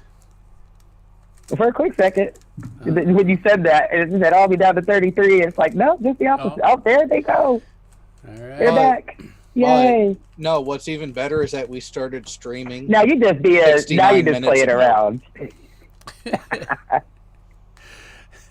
Who is that Brainy doing that? Astronomy Live just subbed. He says he I'm should paying have attention to subbed something here. before. I can't grow dislike button. Actually, you know what? I think Astronomy Live has access to the link. Let me check Hangouts. I can't even, for some reason, I can't get above the 3630 yep. I'm at right now. I'm churning subs. I'm losing and gaining every day and just sitting there. So I haven't been releasing enough content. Yeah. Well, I will say this. This has been much more entertaining than I suspected what was originally trying to be planned for tonight. So I think you ended up winning in the end, MC Toon. Yeah, so why don't you tell people what the original plan was? Oh, we had quite the show that we were trying to get set up for everyone. A very special debate between Jordan Sweet and Red's Rhetoric. And you will never guess what the topic was going to be. Well, I announced it last week, so... I missed it. What was it? The Star Wars prequels. Were they actually terrible movies? Yes, they were. Here's the cool thing. FTFE is a fan. FTFE is a fan of them. And so this would have been a chance for Reds to cause FTFE to cry flerf tears. So... You know, one is a scientifically possible adventure, and the other one, it's just, even if Star Wars just aren't good movies. Forget all of that. I'm all for fantasy and a lot of fun, but they just are not good movies. Sorry for the Star Wars fans, but they got to step up their game. There's like one. The fifth one was okay, and I don't know. The one with Jar Jar Binks that everybody hates, I kind of like that one too. With Well, the kid. I was going to say, I don't care what anyone thinks. I love Jar Jar Binks. Him and I are like BFFs. And Jar Jar's my man. Jar Jar's my man. And I'm single, so what's Sweetie, up? you say you're single so often, it's lost all meaning now. All right, now if you look on the screen, we see iPhone Brian has joined us. I believe that's Brian Leak. Is that right? Oh God. Microphone check. What's up, Brian? We'll know, if he's got a terrible microphone, we'll know for sure it's him. Well, it's already been terrible. It's an iPhone. Of course it's terrible. Hey, I got an iPhone. Yeah, I need just a minute. Yeah, Apple. I'm on an iPhone. And you guys have conscripted to the devil. You've conscripted to the devil. That's what the problem is. Yeah. My iPhone works great. Until they charge you for that dongle you lost. I'm on a MacBook too. What did they charge you? What proprietary thing did they charge you for on that to clean something or repair? Well, you don't have to repair a MacBook. Got some haters. That's bullshit. That's a typical Mac. The Mac people that say that don't know what the hell they're talking about. That's what the Genius Bar is for, to take your money. Schrodinger's cat, you say that MacBooks don't need to be repaired. Shall we point you to a channel named Louis Russman? Yeah, who does nothing but repairs MacBooks all day long, and he shows you how cheap he can repair it for like the $800 they do. He does it for $50. But hold on, but that's the only person in the world. He's doing everybody's broken MacBooks worldwide. Because Mac doesn't release the information that allows people to fix them. No, that's the only reason. Right. And they won't sell parts, so he has to scab parts out of dumpsters. Girls, you're both pretty, okay? It's only because they won't give him the access to the parts. If they gave other people access to parts, anybody could fix them. Brainy, I switched over to Mac 5 years ago. After 20 some odd years doing other things, and I haven't looked back. You know the difference between MacBooks and PCs? The price? The only reason I have to replace a MacBook is I literally wear it out. But Bob, I build my own PCs. I've never had to replace my own PC either. It's the same thing. You build a good PC, it works great. Well, I've had mine are all custom. Mine are all Scott Custom Series. If you're if you're buying laptops, that's different. But desktops, I mean, you can build your own PC for like a fraction of the cost of a MacBook, and it can be just as good because you just got to build it right. Astronomy good parts. All right. And I want to commend him on his ISS video. Loved it. So good. So good. I'm one of those people, Bob, just so you know, that's like a complete Mac hater. Like, I think we switched up. I think they're terrible. Who knew? Shocker. And it's not, put you in the just timeout Mac, room, it's Apple Brainy? in general. It's Apple in general. I have an iPhone and a Galaxy, and I hate my app. I just think that I'm sick of watching them, and it's not my problem because I don't own a Mac, but I just sick of watching them pick you freaking guys up by your ankles and just shake the fucking money out of your pockets. Yeah, they are too expensive. Now, to show how much I don't give a crap about brand loyalty in any way, I have a Droid from work. They did an update and the keyboard stopped working. The Google keyboard on an Android phone after one of their updates stopped working. Yeah, but that's actually whose phone is it? What brand? Motorola. That's that Motorola's fault, because what happens with Android is when Android goes out to Samsung, Motorola, that's why you don't get your updates at the same time, depending on your brand, because what happens is Android issues an update, they send it out to all the phone manufacturers, and then all the phone manufacturers take their copy of Android and they bake their own shit into it. So depending on how good the company, that's why I hate LG, because their version of Android can suck a dong compared to Samsung's, because Samsung just did a better job of baking things into their Android. So it's the same general operating system, but each manufacturer takes it and modifies it. And if they're not good at modifying it, it runs like crap. But here's the thing, Brainy. Only one keyboard application has been able to work where there's not ridiculous lag on the key entries. All right. So it's not. All right.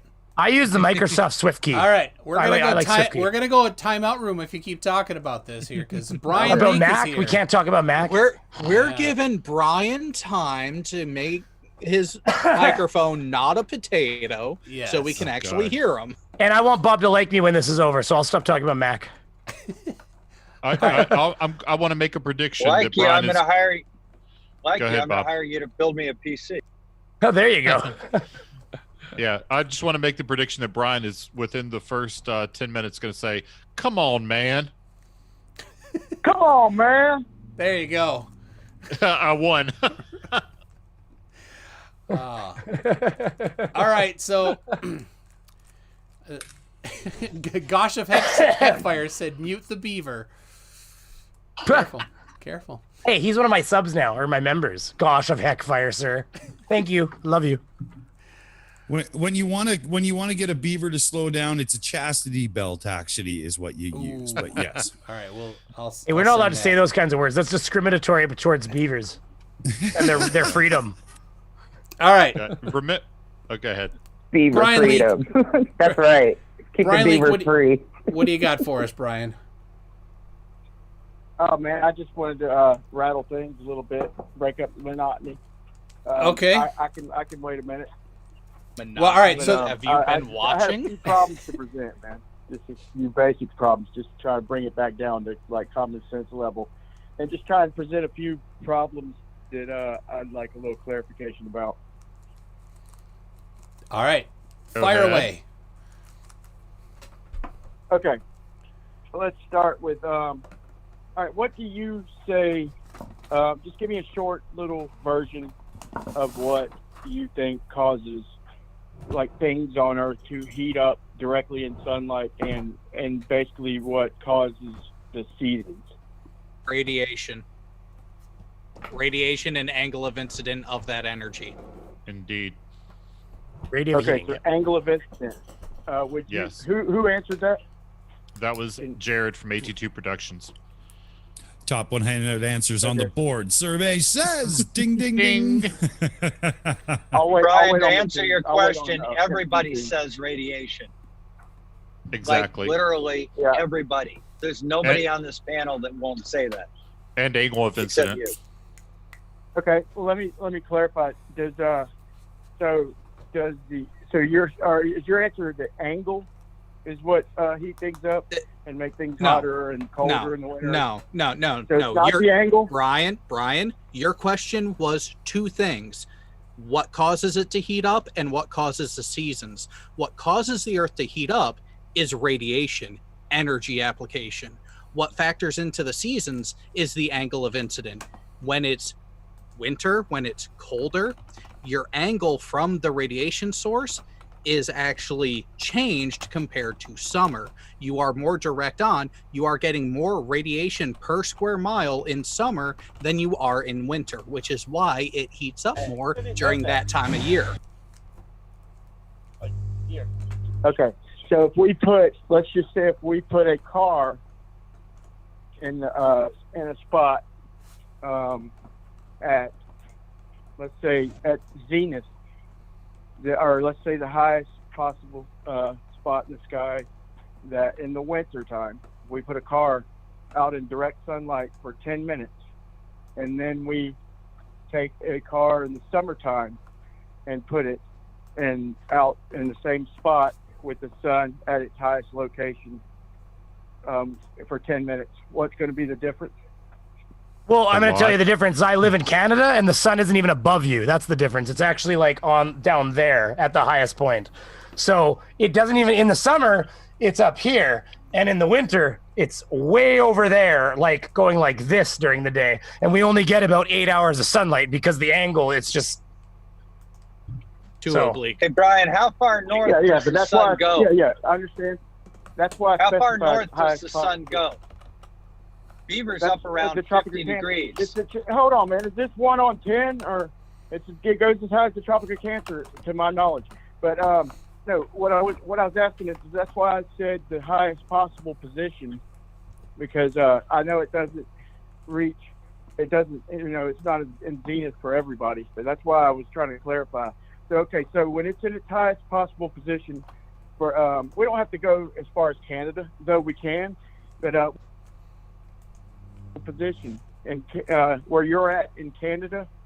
I mean, I only live like 2 hours north of McToon. No, you live like a good 6 hours. 5 degrees. Well, 2 hours north of the U.S. border, then. Sorry. No, not even. We're like an hour north of the U.S. border. You're even closer than I am. Fine, Punchy, shut up. I'm just kidding. Go ahead. Okay, so when the sun is at its highest point, and you put your car in direct sunlight where you're at, and by the border, for 10 minutes, and you put your car, and let's say we're in Florida, and I put my car in when the sun is at its highest possible position for the day out in the sun. Yes. 10 minutes. What is going to cause my car to get hot? I mean, we can all assume, we can all pretty much assume that my car is going to get hotter because I'm in Florida and I'm closer to this. Well, whatever. Well, I would say I'm closer to the sun. What would we you get say we get the cause- question. We get the question because of the angle of incidence between the car and the radiation source. In this case, let's just call it the sun. You are getting more energy per square mile, or even if you want to go down to the square inch, you are getting more energy per unit area than someone up in Canada is. That is why the car is going to heat up more in Florida compared to a car similar time of day, similar make, model, everything of the car. Same exact car, same exact time. You are going to get more heating in Florida than you are in Canada because you are getting more energy per area. He can experiment with this easily enough, though, on your own with just a light. You can put a light above something directly on it, and then you can do the same thing and change the angle, and you can do it with a thermometer. See the difference right away. If you take a flashlight. Okay, so it's purely angle. No. So the atmosphere. It's a combination. It's purely angle. No. It's Okay, a combination. Okay. Yes, because the So atmosphere more- will so also what help you're saying- retain heat. Yeah, it's colder up here, too, at that point, so it's hard. It's kind of... Well, I'm not going down the retaining heat, but okay, so let me clarify. So the amount of atmosphere that the sun is going through and the angle of incidence, is that your answer? I want to clarify. No. Why do you keep you? I've heard you Not do the this amount of before. atmosphere. Right. What? You keep saying the amount of atmosphere. doesn't Nobody change. says that except He you. said it's a combination. He said it's a No. combination. He said it's a combination of radiation and the angle. You keep bringing up atmosphere and Okay, so smuggling it into atmosphere the has argument. nothing to do with it. Wait, was this Okay. a flat earther? The atmosphere is a Yes. difference, dude. On an angle like that, the atmosphere is going to change by such a minute amount compared to the overall. Exactly. It's just not enough to make I that agree. big of a difference. Exactly. I agree. So Now, let me the be angle, clear. I'm just trying to be the clear. angle So matters. atmosphere Hang has nothing to do with it. Hang on, Brian. Since you've wanted to ignore it 3 times already, let's try a 4th time. The angle I'm not matters. ignoring, I'm clarifying. Yes, you. No. If you were clarifying, you would repeat these words. The angle matters because it affects the amount of. I get, really from one gonna start. person. I'm sorry that the middle of my sentence interrupted the beginning of yours. One mouth. That's the right He said it. for that You are one, with your baby. condescending One voice. mouth. It's on One Punchy's mouth. shirt. One mouth, two ears. One mouth, two ears. Use the two ears Is this right how now. y'all treat people on this channel? When With you the act like an condescending tone? ass, yes. Who's that When you question? act like an ass, yes. This is how I treat you. You act. How Okay, you so I'm get acting like treated, an ass, clarifying how what you get treated is commensurate with how you act. Got it? You want to be treated Whoever you're better? talking to with your Act condescending better. voice, if you were You standing want to in be front of me, I treated better? promise you, change your Act tone. better.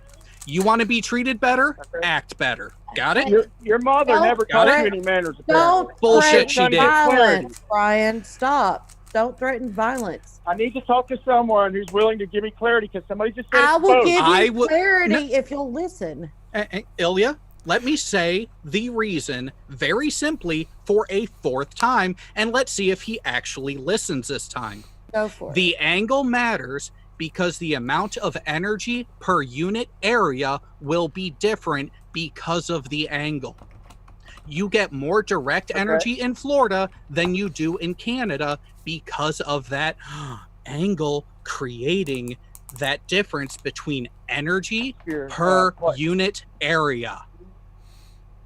Fair enough. Yeah, I've heard that a few times. Now I'm just trying to clarify. So stop ignoring I gotta try and find a way to ask this. Excuse me. I'm just trying to clarify. Stop and ask the asking question for without clarification. being You've an been ass. clarified 4 times. Does the atmosphere play a part? I just need clarity. Does the atmosphere play a part? negligible. With minuscule. that car being on Minuscule. the driveway. I'm just trying to find a way to ask without being an ass. being Minuscule. interrupted. Minuscule. Yeah, Okay, we've all minuscule. answered. It's Okay. negligible.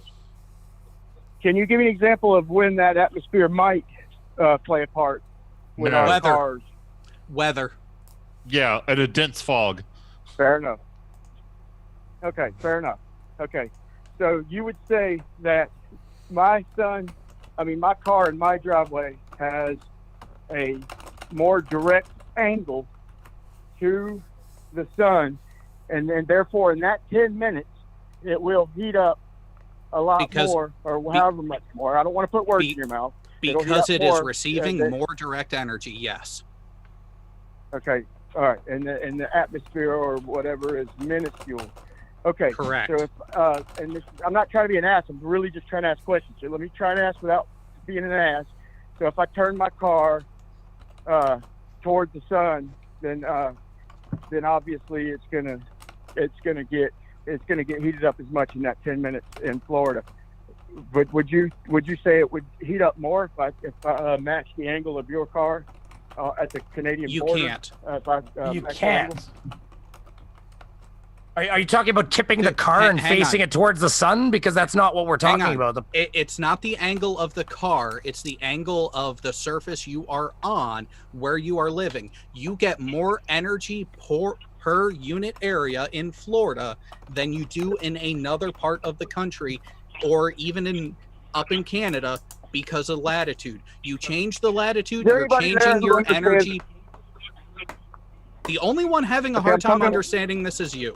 Brian, all you got to think of is if you take a flashlight question. and you point it straight in a circle where it only fills a spot this big, and then you feel the heat that you produce there, and then you take that same flashlight, tip it on an angle, spread that light across the whole table, and see how much heat you get along that table length. You're going to get way Right. less per area. Right. Because you're distributing You can that do- energy. You can do yourself like right Hey, what's now the- with a what's the name flashlight of and a the guy with thermometer. the condescending voice. I know who I'm talking to. What's the name of the guy with the condescending All of us. tone?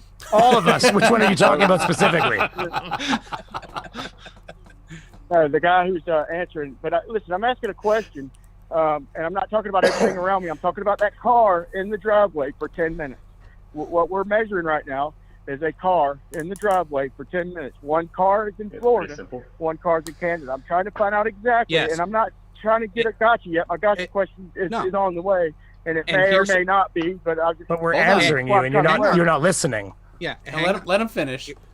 I'm Here's the thing. listening, man. Putting the like, say you put the front end up on blocks and you change the physical angle of the car to the sun, you are not changing the amount of energy per unit area that is hitting the car by doing that. The only way to change that is to relocate elsewhere in the state or elsewhere in the country or elsewhere in the continent. Why don't we give Ilya a chance to talk to? She's got a soothing voice. Maybe it'll calm him down a little. There you go.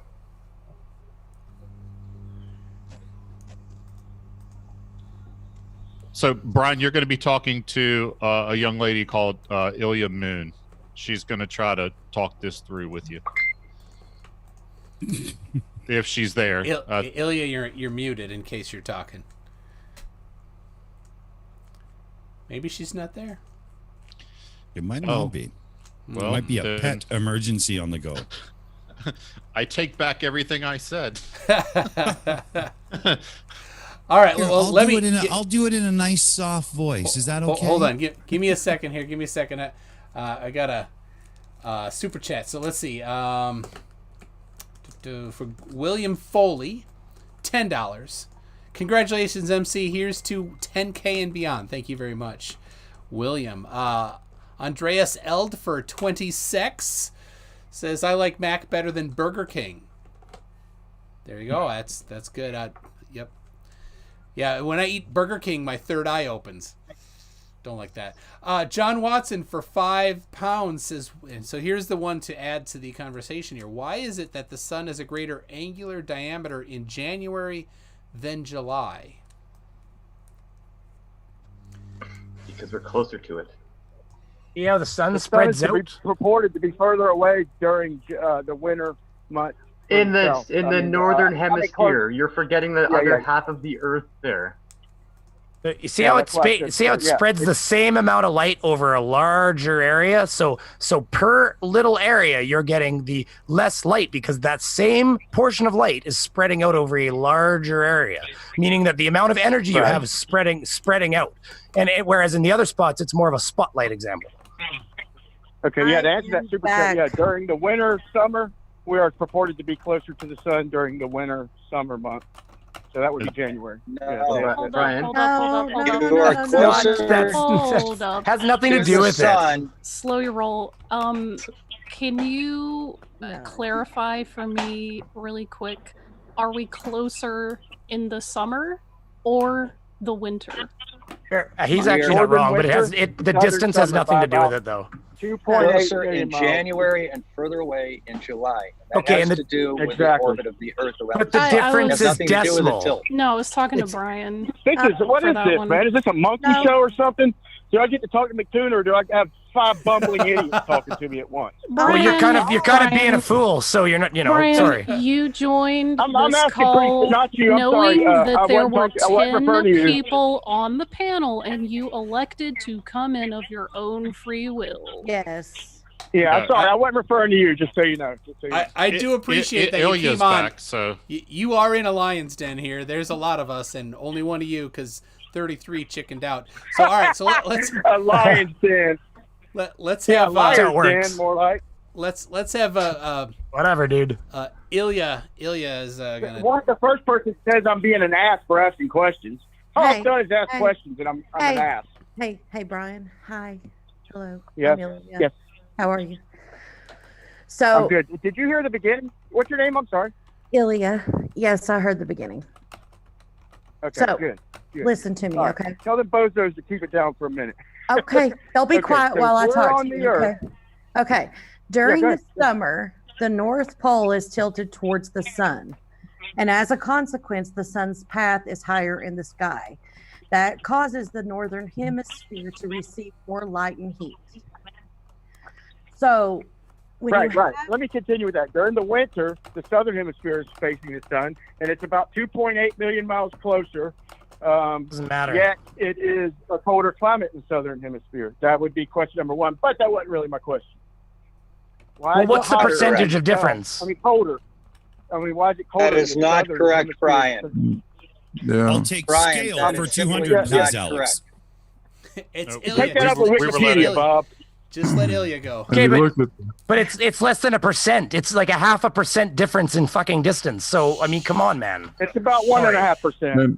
And it's Oh, about no. the distribution of land mass too. We were going to let Ilya have a go. Hey, so Yeah, Brian, sorry about that, Ilya. Go ahead. I'm sorry. It's okay.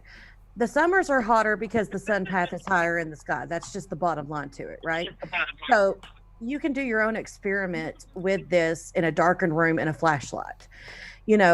All you need to do is make note of the size of the lit area when you have your flashlight directly over an area. Then you can also redirect it at a 90-degree angle. Cat, get off my screen. Oh, there's a cat up here. My bad. It provides more intense light than the inclined one. And then, you can measure it in your own experiment that way. And you can see there's a difference between the direct and intense sunlight versus the angle. And that's the difference. I'm trying to break it down to third grade here for you, but. Right. Trust me, I understand that answer. That's why I'm trying to get past that. And I want a third grade answer on this. Okay. So does anybody here say that the atmosphere or the amount of atmosphere plays a part? Because what we're going to do now is we're going to move that car just past the troposphere. Okay, we're going to put it about, let's say, to the tips or. Lost you, dude. No, it doesn't matter. Well, hang on. Okay, so what we're going to do? If you just change, take a second. Let me present my case. I know the question already. I haven't even finished the question. The rest of us don't. Okay, so we're going to take that car. I just want a clear answer. We're going to take the car. We're going to put it on top of Mount Everest, which is approximately 6 miles up. Okay, which is 90% of the time above the troposphere, not out of the atmosphere, but above the thick part of it. Okay, just so I can get clarity. Now, if I tilt that car at, and you can say yes, no. I want to see where you stand. If I tilt that car at the same angle in Florida. And I know there's no Mount Everest in Florida, but it's hypothetical, okay? So if I have that car in Florida 6 miles up and I tilt it at the same angle as that sun in Canada for 10 minutes, is it going to heat up the same amount? No. Well, hang on. A definitive answer cannot be given because the angle of the car itself is not the factor. The factor is the angle between the ground and the sun. Correct. Because that is what factors into your energy per unit area. Correct. To heat up the car? Yes. Why would it not? It's no different than heating the ground. The ground affects how much heat the car gets. It's 6 miles in the air. Going vertical, changing the amount of atmosphere vertically will have another effect because there is energy loss as you go through, because guess what? There are other particles that are in the atmosphere that are taking energy away from everything that's coming in. So yes, you go higher in the atmosphere, you are getting more energy from the sun than you are at the ground. But just going from the bottom of Everest, or even just go sea level, just from sea level to Everest, it's not that much of an increase in energy that you're getting through the atmosphere. Nearly nothing. Nearly nothing. Unless you're playing in the realm, but it depends on what you're doing and what you're actually measuring with. It is outside of the sensitivity of some devices, but not all to be quantified. Well, it can be. So it depends on what you're using, how you're using it, and how sensitive you're going. So it's not the angle. It's the angle of the ground. Well, here. Guys, can I have a second? Tune. Sure, Bob. Really, eh? All right, go, Bob. Mind if I have a second, guys? All right. I think Brian's right. And let me tell you why. If you look at a series of 1 foot by 1 foot tiles that are sitting on a floor, and there's a light source very distant to it, say the sun, you're looking at a patch of maybe 10 square tiles underneath a noonday sun. You'll all agree that on Earth, that sun is coming in at the same angle to all those tiles, right? Right. Yeah, absolutely. Okay. Raise the middle one up a foot and then raise them down stepwise to the edge, that foot. Okay, so make kind of a dome right there, but keep them all oriented perpendicular to the sun. Are they still all getting exactly the same amount of sun per square foot? They should be. I want to point something out with your whole mountain thing. You said if we receive more energy from the top of a mountain. No, but what? I was gonna say, if you're at the base, or if you're at sea level, and then you're at the top of Mount Everest, you're roughly 0.000053% closer. Well, Mount Everest was a height reference. Let's just say we're 6 miles hanging from a balloon. Brian, you're winning on this one, so you got to be quiet for a second now, okay? Now, so say you have a dome here, and you cover that dome in tiles, and they are all perpendicular, straight up, pointing straight at the sun. They're all 1 square foot. They're all receiving the sun at exactly the same angle. But if it's so they're all receiving the same amount. Well, no, I mean, if you just cover a dome with steps of tile that are all parallel to each other and perpendicular to the sun, they'd all be receiving exactly the same. Okay. Okay. So basically, if you take the car and you rotate one side of it up like an equatorial mount, point it straight at the sun, and do the same thing with the car in Canada, they're both occupying the same cross section perpendicular to the sun. So I think Brian may actually have a point here that if you do bring the car up, you're actually increasing the amount of radiation that car receives per square foot, because now it's coming at 90 degrees versus coming in at 60 degrees. That's fair. But the closer thing, the only thing I'd say about that is 1.5% more heat from the sun is not going to be enough to make a difference. Well, so you're absolutely right. As a matter of fact, we're actually going to be losing a hell of a lot of heat through the atmosphere from radiation going out, and the ambient temperature is going to be a lot lower. And, so, and even then, there is one way you can reorientate the car and actually have it heat up more than it should, based just by the amount of solar energy it's getting. Does anyone want to take a guess how and why? Paint it black. Well, aside from color. Decrease its albedo? No, aside from color. Freaking lasers. No. Wet it. Point the windshield at the sun. Increase the greenhouse effect inside the car. Greenhouse effect, yeah. Well, that's something that I thought about, but I thought that Brian's question would be on the roof of the car, and he wouldn't be playing little stupid-ass games by trying to include the greenhouse effect. Right, Brian? No, it was about the roof and the hood. Yeah, Bob. All right. Now, here's a great way to It was test. clarifying. Bob knows me better. It was talking about the roof and the hood. And could I suggest an experiment? Was he saying that the atmosphere would then play a role in the difference in temperature? No. It's very minute. It's just not enough. Now, here's a way that you could do an experiment with this, and this is something that you can easily do, Brian. You can get a photoelectric cell, a decent size one, at a reasonable price. Right, I have two. Okay, great. Mount them both on a flat board that's pivotable. Point them south and see if you get different readings based on an angle at about solar noon. So bring it up, for 10 seconds, get a reading. Another 10, bring it up a little more for another 10 seconds, get another reading.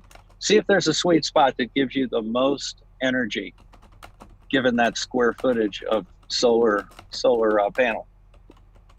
And I think that you will probably when I angle these panels directly at the sun, it definitely does get more voltage out of and I think that if you find I think you'll find that the angle that you have to angle those things is directly related to your latitude, because we live on a sphere. Okay. That's why I wanted to raise. That's where I was getting at. That's why I wanted to raise the altitude to get past the clouds. The thick clouds and whatnot, and I just have to do this example on a cloudless day, and this is just kind of a thought experiment, so I can't really call it a gotcha no matter what the answer is, but let's say and in all fairness, Brian, that was a very, very well thought out and good question, You had a little trouble getting it out, but the concept behind it was really good. And now I can respect that. Now, and here's the thing: by Thanks, increasing in altitude, going photocell versus trying to heat up another type of object and actually using actual detection, you're getting into a different play of what's going on, because the photocell, a solar cell, does not go off of the radiated energy. It actually deals with Lumens. the photons itself. Yeah. It actually deals with the transmitted particle. So yes, you go higher in elevation with that sort of device, you are going to get more increase, because like I said before, there's more particles to interact with the lower in the atmosphere you are. This is why the most effective place to put a solar panel is as high as you freaking can. Right. So, and if I'm pleasing Bob, I've got to change this up a little bit. Let's say, and the reason I'm bringing it up 6 miles is to try to take away as much of the atmosphere as possible. Although I know I can't eliminate it all. So let's try and eliminate it all. So let's say, let's present a problem. What is the mountain range? Is it Mount McKinley, closest to Alaska or Canada? Mount McKinley's 20,000 feet high. All right. Well, let's just say of course mountain Bob range. knows. Yeah, I know. Let's put it above. I used to live with inside of it. Let's just say. Oh, cool. Let's say Yeah, a mountain range in Antarctica or up toward the north in Canada, the highest mountain range, south or north. It's more thought experiment. Okay, so let's say my problem would be is if that angle plays the most drastic part in the energy received, and we're up above the majority of the atmosphere, and the Earth is falling away from us from every point on a sphere, then why would there be so much, especially during the summer when it would receive the most sunlight, why would there be snow toward the top of them peaks when we're barely dealing with atmosphere and we got a perfect angle to that sun for almost 24 hours in the day, and we still have snow on a lot of the mountains up there toward the top. Because it's a lot closer to the cold of space than it is to the sun. And not only that, there's also pressure temperature involved. As the pressure decreases, the temperature tends to decrease as well, because of the relationship between pressure and temperature. There's fewer particles. There's fewer particles in the air for to carry the heat. It's a lot of factors because when you have lower pressure, like with refrigeration, I do refrigeration. Refrigeration is exactly like all pressures and temperatures. It's this gas will be this temperature at this pressure, so you can mathematically detect it and tell where it's going to be at what pressure. They're directly correlated. Temperature and pressure. Okay. And another thing quick with that whole snow-capped mountain aspect. Snow is very reflective. Because of that, it doesn't retain a lot of the energy and heat that it gets once it's thick enough. So you're not going to get the melting even with direct cloudless sun on the top of a mountain. Part of it's the atmosphere and pressure. Part of it is that reflectivity of the snow itself. It's just going to transfer that heat right back out into the atmosphere. Mm-hmm. There's a thing called an adiabatic lapse rate, Brian. All right. For every 1,000 feet, you increase. No, an adiabatic lapse rate. For every 1,000 feet you go up in altitude, your temperature drops 2 degrees centigrade. So at 20,000 feet, every 1,000 feet you go up, the temperature drops 2 degrees centigrade. So at 20,000 feet, you're going to be 40 degrees below the temperature at the base of the mountain. And that's just because that's the way the atmosphere is. All right. So that's already proven. That's already proven science. I personally participated in it because as you go up in an airplane, as you go up in an airplane, you have something called an outside air temperature gauge. And as you go up, you can watch the temperature go down. And based on what your temperature was at the airfield, if you drop 10 degrees centigrade, chances are you're right around 5,000 feet. You go look at the altimeter, there you go. You're about 5,000 feet. It's not perfect. Sorry, you're done. Yeah, it's not perfect. It's not like barometric pressure, but it's Get a rough you in the gauge. And ballpark. Blue's in here too. Yeah, Blue's in here too, and he'll tell you the same thing. I hope. Yeah, take And a we're look like- at this if you say you gauge. did- if you look Please at tell these him I gauges, was right, Blue. all I was going to show is if you look at these gauges, you've got pressure on the outside, and then these three colors are the corresponding. That's R22, R410A, and R404, and it shows you that like at 100 psi, R22 should be 60 Fahrenheit, but R410A will only be 30 Fahrenheit. It's actually below. Actually, it'll be just at the freezing point, 32.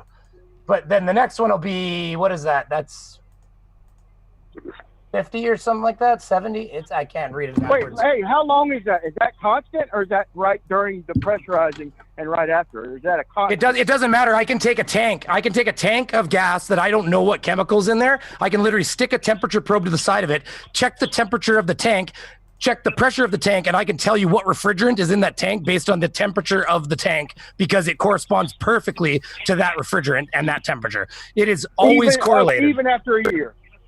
It doesn't matter. It doesn't matter. It's a chemical. Why did the chemical change? It's just a chemical. It never left the system. It never entered the system. It's the same chemical the whole year.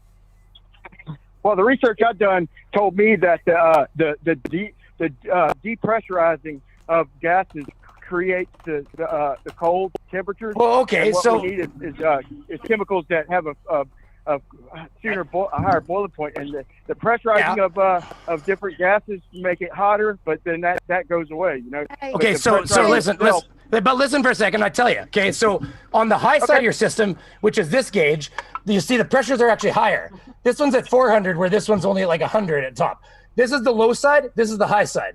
What happens is when the compressor compresses it compresses it to high pressure and it pushes it through the condenser. It does that because it's a high. Hold on, just let me stop. Let me talk. Don't try to talk.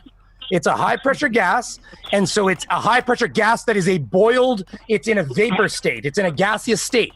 We push it through the condenser where we dump the heat outside. What we do is we remove that heat that put it into a state change of a gas. The latent energy we pull out. We condense it in the condenser.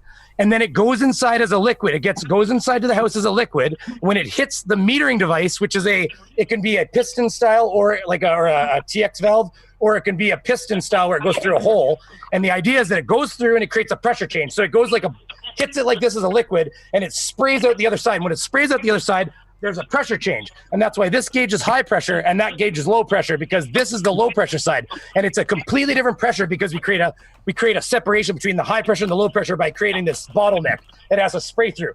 And when it does that, the temperature automatically goes boom, the pressure drops, the temperature drops too. So on one side of the metering device, the refrigerant will be 90 degrees Fahrenheit. And on the other side of the metering device, it'll be 33 because we drop the pressure and the temperature correlates down. Hey, Brian, before you All go, right, you've veered I've got so far, to bro. hop off here. I've got 9,000 hours of training in that, so. Can I say goodbye, please? Okay. And then you guys can get back to it. Yeah. Soon. I love you. Congratulations on Thank you very much. And Thanks for thank stopping you by. for inviting me on. I have to work in the morning. Good night, everybody.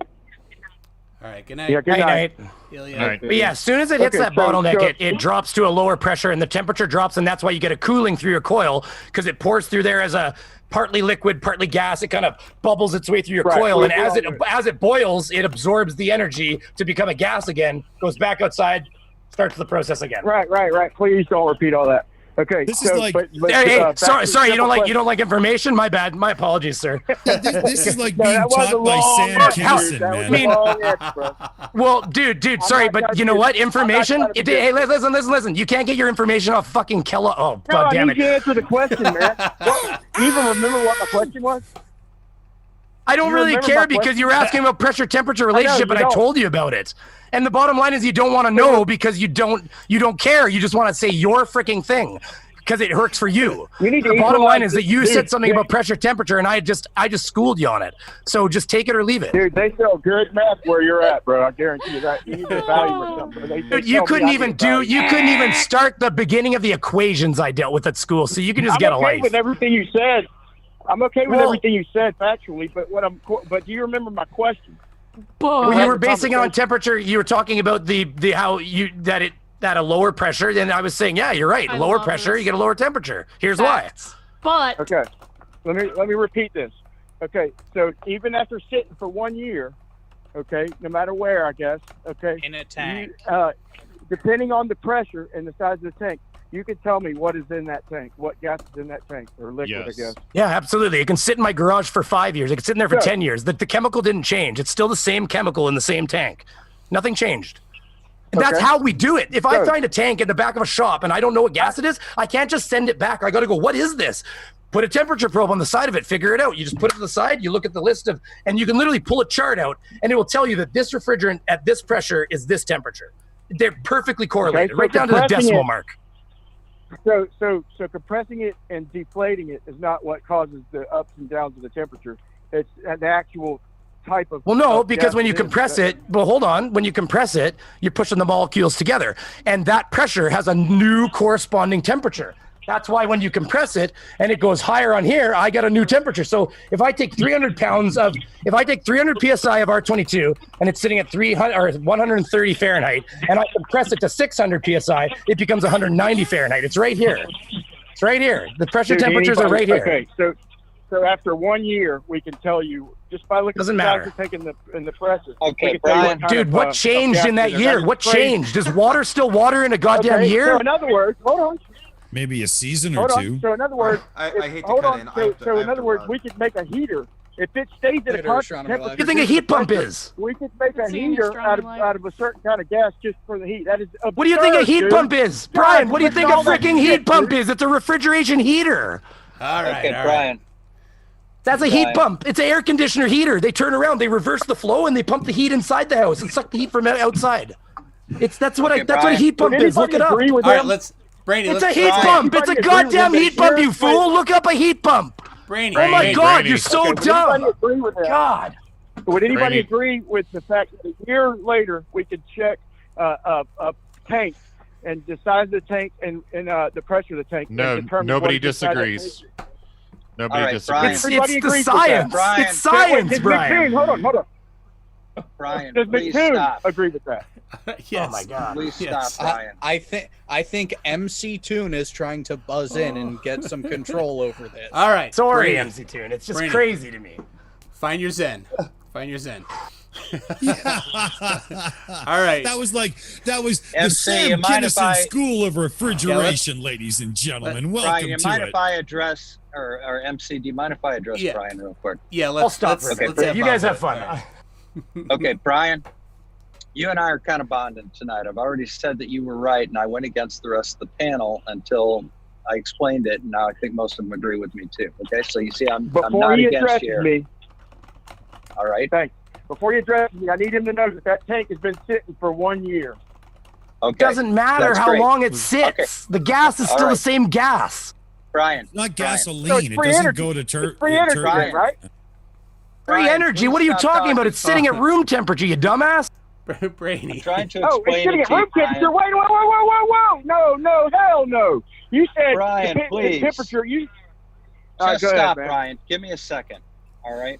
You hear this Now- clown? Yeah. You're a clown because you're not understanding what I'm saying. All You're right. being dumb. Brian, two things Brian. I want to tell you. This is his wheelhouse. He knows a hell of a lot more about this than I do, much less you. That's his field. Listen to him. That's number one. Number He two just is changed you his are shit back talking to- over No, him. you listen. You listen, dude. I've been interrupted ever since I joined. Ever since I've joined, I've been interrupted. Now, he just said that after a year, he could tell from the temperature I'm trying of to clear that that up. tank, of the temperature of it, due to the pressure No. and the size of the tank, he can tell you what's No. in it. Now he is Oh, reverting no. to room No. temperature. No, That is that is not what he said. No. You aren't listening. Listen to me. I will explain it to you. He said that if he put a temperature sensor on the tank and read the pressure in the tank, that gas at that pressure would tell him what the refrigerant was. You Why are would you trying have to put a say, temperature sensor if it's room temperature? Hold on. He just said room temperature. Why would you put a temperature sensor if he just said it's room temperature? He You called it- understand? The he's room's trying at to- room you temperature. you understand, Brian, that the temperature is directly related to the pressure. So if he measures the temperature of it and then reads the pressure, that will tell him what the gas is. Look Not at it a year from the later, Bob. pressure aspect. Yes, it will. The pressure in the tank is still the pressure in the tank. Wait. Then why did you bring up room temperature? What's room temperature got to do with it then? All right, MC, I'm done with that. Hang on. I think by room temperature, he was saying with no heating or cooling applied to the tank. But if you heated the tank, it would just make the pressure go up, and then you could just check the pressure and then still figure out what the freaking refrigerant is based on the new temperature and pressure. Brainy. Molecules are dancing. Hey, Brainy, All right. kindergarten Oh, level. All right. Don't All right. nuke it. Here's the deal, Brian. Wait, Brian. Before you start any of that, can I perform a quick song?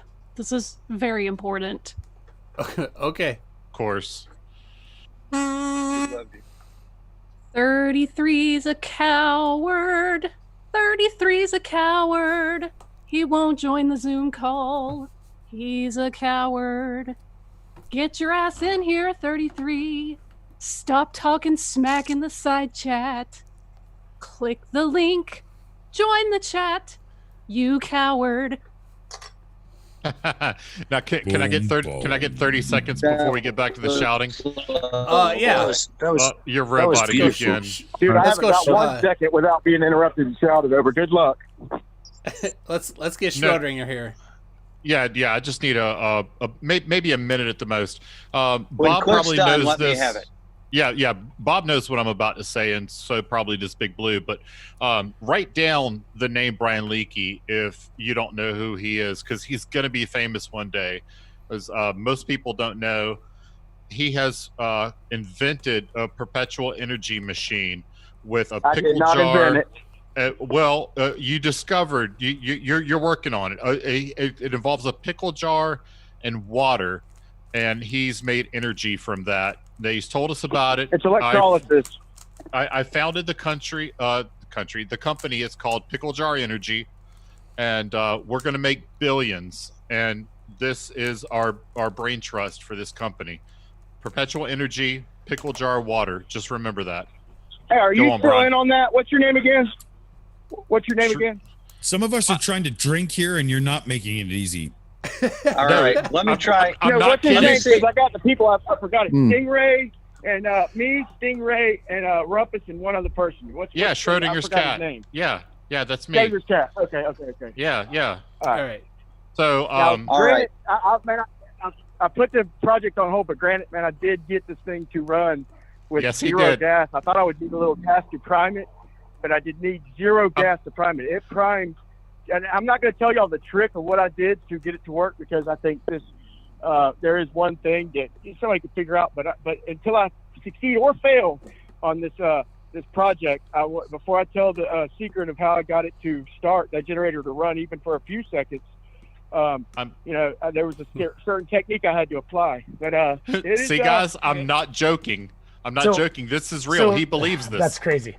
So Brian, really quickly, can you? Hold on, Bob. We got Bob first. Robot Bob. All right, Brian. Wow. Bob, you're a little too robot-y, Bob. You're a little robot-y there. Yeah, I mean he's beyond interstellar on that. That's crazy. What did I come back to? A fire. You missed my delightful song dedicated to 33. I think he's calibrating his vocal processors. Sorry, Bob, you're out, Bob. Everything you said. Domo arigato, Mr. Roboto. So all I wanted to say was, go ahead, Bob. Yeah, we got Bob here first. Can you guys hear me a little better now? Yeah, we can hear you better now, buddy. Yeah, we do. Got you now, right, buddy. Brian, I think the thing that's confusing you is the temperature issue. All right, let's take 3 cylinders and make them all the same temperature. Since it's Canada, it'll be 60 degrees Fahrenheit. Okay, Get it right here on my chart. It's Canada. All right. So what we're gonna do is we're gonna make all 3 canisters 60 degrees. Now we're gonna look at the. Oh, Bob, you're robot. Yeah. You're unreadable, Bob. Yeah, Mr. Hawking, you need to reboot the vocal processor. Identify them that way. Is that correct, Randy? How about now? Yes, if you see, okay, so if you look at the chart I'm displaying here, this at the top shows you, for instance, and this is what I have to use when I'm doing the math to figure out how to fix an air conditioner or a refrigeration system. So like I have to refer to this chart because otherwise I don't know exactly what certain refrigerants, certain ones like R22 and R410A, I use them all the time. And so I have a pretty good feel for what they should be at what points in the system. But depending on which refrigerant I'm dealing with, there's literally like 100 of them. So like these are some very common refrigerants right here. And this is a chart that you use to look up. So if I go to a tank in my back of my garage and it doesn't have a label on it, and I just walk up to it and it's a tank of refrigerant that's been pulled out of systems. And it's been there a year. Hey, and it's been there for 5 years. I can say, hey, listen, I don't know what's in this. Nobody tagged this. Nobody marked it's 410A or 407C or 134A. So what I can do is I can walk up to the tank and I can take a temperature probe and what you'll do is you stick to the side of the tank and you take a piece of insulation, like Armaflex insulation, you put it over top of it so it's not being influenced by the atmosphere, and you tape it on there and you walk away for a little while, come back. And your temperature probe will adjust to the temperature of that tank. Well, depending on the pressure and the temperature, so if I go and I see that's, if that tank is, let's say it's 60 degrees, 60 Fahrenheit, these are Fahrenheit on the left side, Celsius on the right. So let's say it's 60 Fahrenheit here, and I go 60 Fahrenheit. Well, okay, so R22 at 60 Fahrenheit, that's the third column, is going to be 101.6 PSI. R410A is going to be 170.7 PSI. Now, if I stick it up to the tank and I get 169.9, it's pretty safe to say that tank is 410A because it's not right on the dial, but there's interference, there's heat from the environment there, maybe it's not right on the money. Plus there's something to be said there. These charts are actually all proprietary and they're not allowed to have the exact same number. So most of them will be off by 1 decimal because some bullshit copyright stuff. But yeah, so you look here and you look at the next one, 407C. Well, I mean, the pressures are very different. See, 116.2. So if I got 101.3, then it's likely R22. If I got 170.1, it's probably 410A. If I got 115.8, it's likely 407C. And you can literally go along every refrigerant like this. Look at 57. 134A, that's the common one for cars, and it's also in a lot of very medium refrigeration, like fridges and stuff. Like your refrigerator probably uses 134A. If you go open up the back of it and look at the compressor, it probably says 134A on it. And that's because certain refrigerants like 410A won't even go cold enough to actually become a refrigerator. They have to pick the right refrigerant for the right purpose. Otherwise, they can't even get it to go to the right temperatures because these are essentially designer waters. You got it. They're just, all they are is a chemical that we've designed. Right. I'll end it here, but it's a chemical we've designed to boil and condense where we want it to. Tune. All right. I got something to say from Mark Beiser, who Brainy also works in the same field here. The pressure temperature relationship for refrigerants are only true when it's both liquid and vapor in the tank, not just vapor. So you have to have some of it be liquid. Oh yeah. You have to have a significant, but hold on, buddy. So you get what? Under pressure though, dude, stop. Under pressure, the refrigerant becomes a liquid. So at the bottom of the tank will be liquid. So all he's saying is you can't do that at the vapor point in the tank. You have to go down to the point where there's liquid. So it's just like a propane tank. When you have a propane tank and it has that point where it's like you can see the point where the liquid is because it's cold. You have to go below that line. Why are you changing your story, bro? Just be humble. Oh, you're a fucking idiot. I'm done with you. Can I make an observation here? Brainy Beaver is clearly Canada's Gilbert Gottfried. Do I need to say how many times he changed his story? First, he didn't even know my question. He still probably don't know my question. Dude, Brian, you're clown shoes. Your clown shoes. Get it through your head. Yeah. Sorry. Sorry for talking. Do you actually have a question, Brian? No, I'm done with him. I'm done with him. He's not listening. He's not listening to anything. I'm done with him. You talk to him. You guys talk to him. I got a question for you, Brian. Brian, can you tell us the ideal gas law just to make sure? Hold on. Is this McToon? Of course he can. Tune? Yeah, it was Tune. Yes, it was. Is this MC Tune? I just want to know because it's been a clown show with all these characters trying to talk over me. It's insane, dude. I haven't been able to get a word in, Brian. What the hell? Wait, I joined a group chat. Hang on. All right. Hang on, Vishanti. Hang on. Would you like to talk to me, Brian? he wants to talk about it being a clown show, and yet that started when he came in and started piping up. So, all right, Brian, what's the ideal gas law? The what? The equals ideal. NRT. I think it's PV equals NRT. I think, man. Oh, right. Pressure very, volume very equals good. P. Wait a minute. Hold on. He was wrong though, right? No. Just so we get. No, he wasn't. Okay. So now that I have a second to talk, he first didn't know the answer. Okay. Besides that, okay. Then he changed it to. He said he could take the temperature reading of the tank, and by looking at the pressure of the tank and the size of the tank, he could tell me what was in there. Okay, then Not the size. Wait. Brian, Okay. I gotta stop you. Size. Brian, I gotta stop you because you're doing the same thing to Brainy that you were doing to me. You are misrepresenting It's just what an he empty said. tune. I'm sorry. No. No, that's Jared. I He's still haven't meaner. been able to finish Brian, one how do you sentence. think people fix your equipment when you take it places? I don't know anything. I fix it out of just sheer luck. I blow dust in the wind and things magically repair themselves. All right, let's let. Dude, you're let's let probably Brian good at what finish- you do, but you're damn sure not humble. Let's let Brian finish his Okay. statement here. Go ahead, Brian. That's okay. He's not a humble man. I'll listen to you. Don't give a MC fuck. Tim. Get on with it. Yeah, don't Good. give a fuck at all. Give her. Sorry. Good. Mute's a good idea, Brian.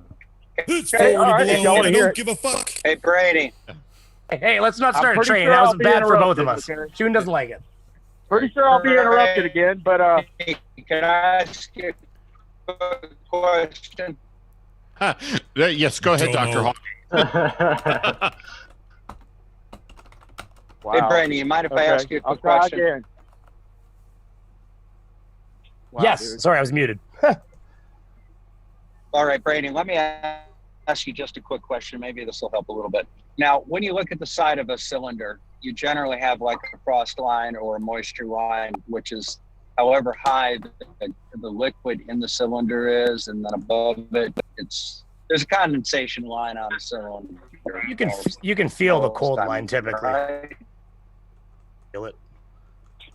You're It's like, robot, yeah, man. I don't think anybody can hear you, Bob. Okay, so He's robotic, basically, when you're the area of the tank, when you're feeling the air of the tank that has liquid underneath it, it's cool to the touch, right?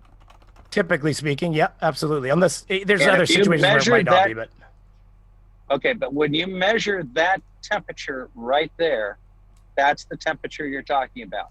Then you Yeah. take that temperature, go to your table, and you look at the pressures that correspond to that temperature with the different refrigerants, right? So you Yeah. use the pressure at that point to identify which refrigerant it is. Here Yeah. comes the mic and drop. I didn't specify that you had to be below the liquid line just because for me it's second nature and I just don't think like that. It's just, to me, I know, that's what I would have About done. everything else, buddy. So I here think- I come to save the day. What is Yeah, this but I shit, think man? a better way What to is this show explain you it do? would be to say that once you know the temperature of the liquid, it's the pressure of the gas that really tells you what it is. It's because if all of the pressures were You're roboting really bad again. Yep. It Yeah, boils down to I- this. If he uses R22 or the other gases, then he can tell the temperature at pressures, but not just any gas. And he knows it. He's trying to save it, but he knows he's wrong. He's Dude, not a we humble have to man. learn. He's We have to not learn them wrong. all at school. I'm not wrong. You're just an idiot. What are you asking, I've Brian? got a question. If that's okay, or Yeah. Blue. I wanted to ask Brainy, if you leave that tank sitting there long enough, will the liquid and the gas Brian. in the tank all become the same temperature? Well, it's gonna correspond to the pressure. So like the temperature will eventually cool. If you're not manipulating a tank and putting pressure in it or taking it out of it, because Exactly. Bob, you roboted. So That's sorry we what didn't I get to talk said over you. right off the bat. Come on, That's guys. Let me what I let me said talk right for a off the second. bat. Okay? Brian, shut up for a second. If that's your way of being humble, I really- I'm sorry for you, not bro. I feel argue sorry with for me you. about pneumonia, okay? Do not argue with Lou about circuits. Yeah, it's Bob, that it's the too hard to temperature. If you it's when you pump sometimes the tank will be warm because, like, for instance, let's say I remove refrigerant from a system and I use my recovery unit to pump it in. Heats it up, deflating it, cools it down. Shut up, Brian. That's what I said at the beginning. So if you put pressure into the tank and the tank is warm because you've compressed into it, and it's hot because of you compressing it. A year later, he can identify the gas in the tank a year later by just putting inside the tank and the pressure. Then he thinks that putting a sensor on the outside of the tank. Then he thinks to putting it on the condensate line. It's a dead conversation. We should just move on. He's not listening at all. Don't worry about it. Brian, he does this for when you try to join this show with an opposition.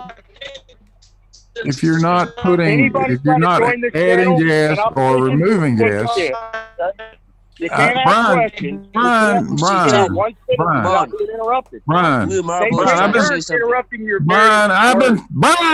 I've been sitting here for a long time. Do you mind if I talk for a second? Would that be too much to ask? I got one sentence out uninterrupted. You think you're just... All right, Brian, you're muted. Will you stop talking and telling us all about how you've been... No. I'm talking right now, everybody. Me. All right, Brian left. Good. I just want to say goodnight. All right. I was getting to that too. Thanks. Too many cooks here. Too many cooks. I'm sorry. It gets too chaotic. So, Schrodinger, go ahead. Yeah, I got to get up in the morning too and climb down into a submarine. As I always like to throw in everybody's face. I get to play with submarines. Oh, so, wait! You're going down seaman again? Yeah. You checking those fire extinguishers? Yeah. I work on fire control, so flat earthers think that I'm some sort of firefighter. So anyway, congrats, MC Tune, and everybody come see me on Saturday for my live stream at 4 p.m. Eastern. Thanks. Yeah. Schrodinger's cat 10K celebration. He took off like crazy lately. So thanks for coming by. Wow, did he ever? Yeah. Congrats. All right, thanks a lot. I'm on the way out to I don't know what customer set I'm going to yet tomorrow, but I'm sure I'm going to end up somewhere. So time to go get some sleep. I will catch you all later. MC Tune, keep up the great work. And yeah, notice how the clown show started when someone showed up, and the clown show has since stopped after he left. Yep. So who's really the clown? Well, Beaver's not mad anymore, so that's one thing. Yeah, that helps. All right, good night all. Take care, Jared. Yeah, honestly, it just triggers me so much when somebody takes the 9,000 hours of training that I had to do and then tells me I'm fucking language, I'm wrong. Like, it's like, okay, you know what? When I go and deal with multi-million-dollar facilities that have hundreds of thousands of dollars of product that's warming up, I just don't know what I'm doing. Like, it's and push so buttons. I missed the why was he asking these questions? What did it have to do with the shape of the Earth? I missed that. Nothing. Well, he just thinks he's got us on pressure somehow. Christ Puncher, you are beyond white right now. The washout of tone on your face is horrific. Like, are you gearing up for the spooky show? Is that what you're doing? You're figuring out your angle? You said you wouldn't tell anyone that. I told you that in confidence. But no, I have YouTube open, and it's primarily white, and my face is pretty white, so it's just... He's the whitest guy you'll ever find. Oh, yeah. Look at that, man. Needs to fade. You know, you guys probably don't know me, but I was very restrained. I didn't really say very much. I've seen you go off in chat, John, so I know. But my question to Brian, if I could have asked him, was how come we all think you're this guy that doesn't know anything about physics, but doesn't want to know simultaneously? Because he proves it on a daily basis. Fuck. I mean, he just doesn't even listen. There. Nice shot of Saturn there, by the way. I can see the red spot. Yeah. That's Jupiter. Oh, it is. Mm-hmm. But yeah, he doesn't know. He doesn't want to know. So what do you do with that? Exactly. Nothing. The gas in the thing doesn't change over the course of the year. It's still the same gas if you don't let it out. Gas slash liquid. What was his idea? I call it a gas because they're a gas. To me, it's a gas, right? But of course, propane's a gas too. But it's a liquid in the tank. I mean, come on, people, get a life.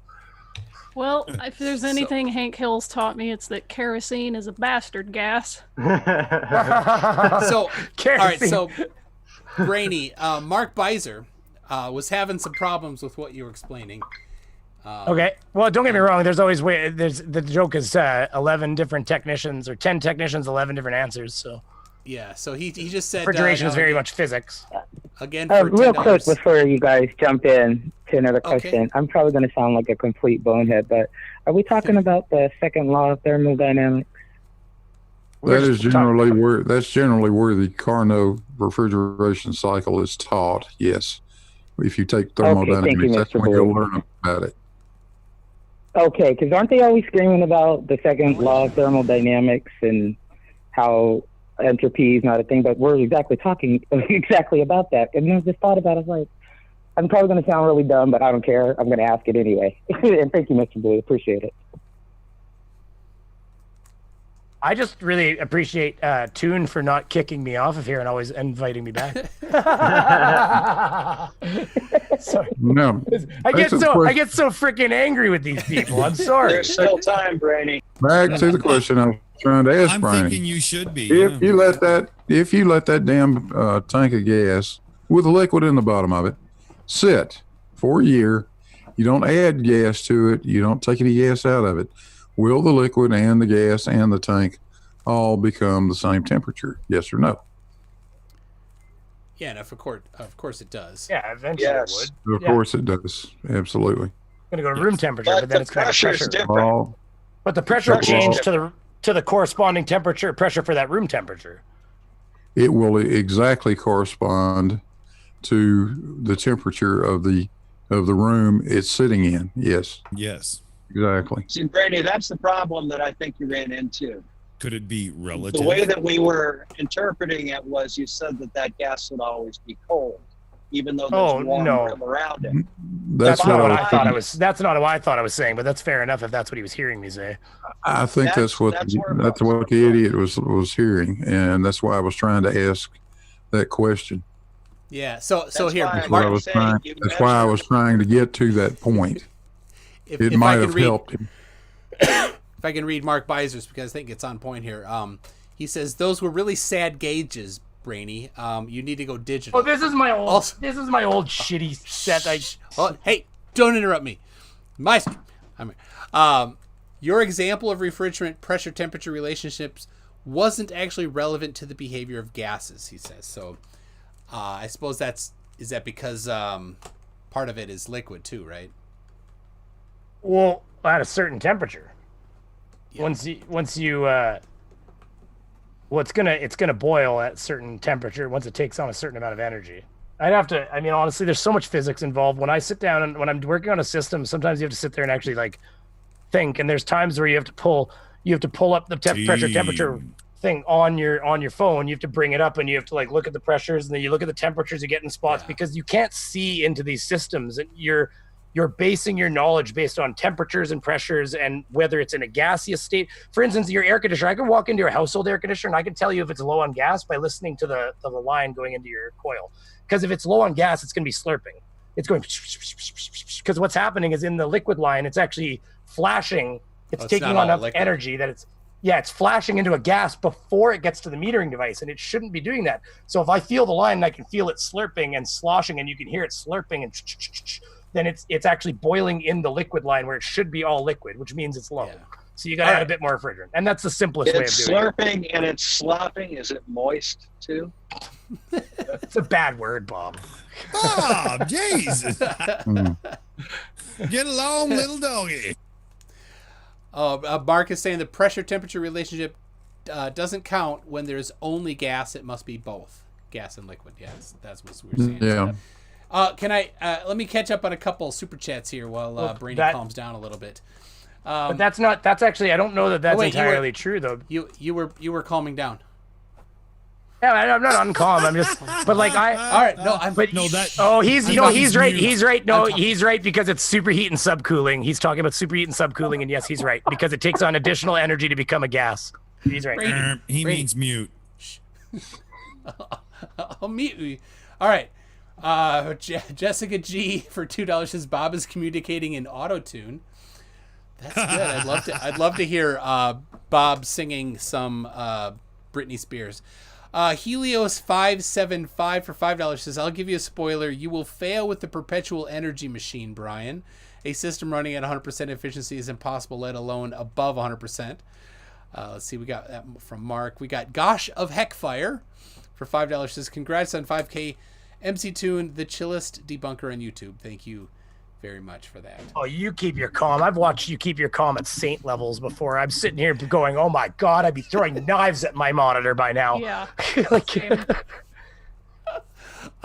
I just want to let them say something stupid.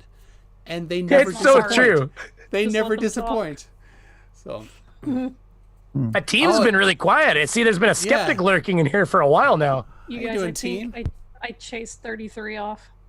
Oh, after did my you? song scared him to death with its... I'm using spooky vision. I sang an atonal song to 33 and I called him a coward and he's not here, so success? Yeah, nothing. I thought that was a lullaby. Man, it triggered me so bad. It's like I lost all that medication I'm taking for ADHD and all that calming I've been doing has just been lost in one flat Earth conversation. By the way, test. I figured out how to put dark mode on. So You just now figured out dark mode? I never looked for Monster. it before. Coming from the human vampire. Look at this guy. That's dark mode. All right, John Watson, did you have a question? And I hear the lovely birds in the I got background. hot yelling. That's called being out of shape, Brainy. All right, let's hear John. That's true too, though. No, I didn't have a question. Okay. I'm just kind of listening. All right. Listening And to the team- train pile into the wall. Team is there just teasing us. Just lurking. Mankini, what's happening, baby? He's trying to whistle. That's what's going on.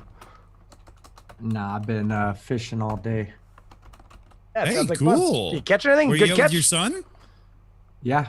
Oh, Me, my son, and my dad all went out and did our Father's Day thing because I have, a stepfather and a couple other people that are, like father figures to me. So I spent my own real father has a furlough for this week. So he was like, why don't you go do all the other Father's Day stuff with everybody else on Sunday, and then we'll do our thing on Monday. So on Sunday, I went to a Brazilian steakhouse. I don't know if any of you guys know what Brazilian steakhouse Oh my is. God, those are so good. That's amazing. Cool. It's they like a have meat buffet.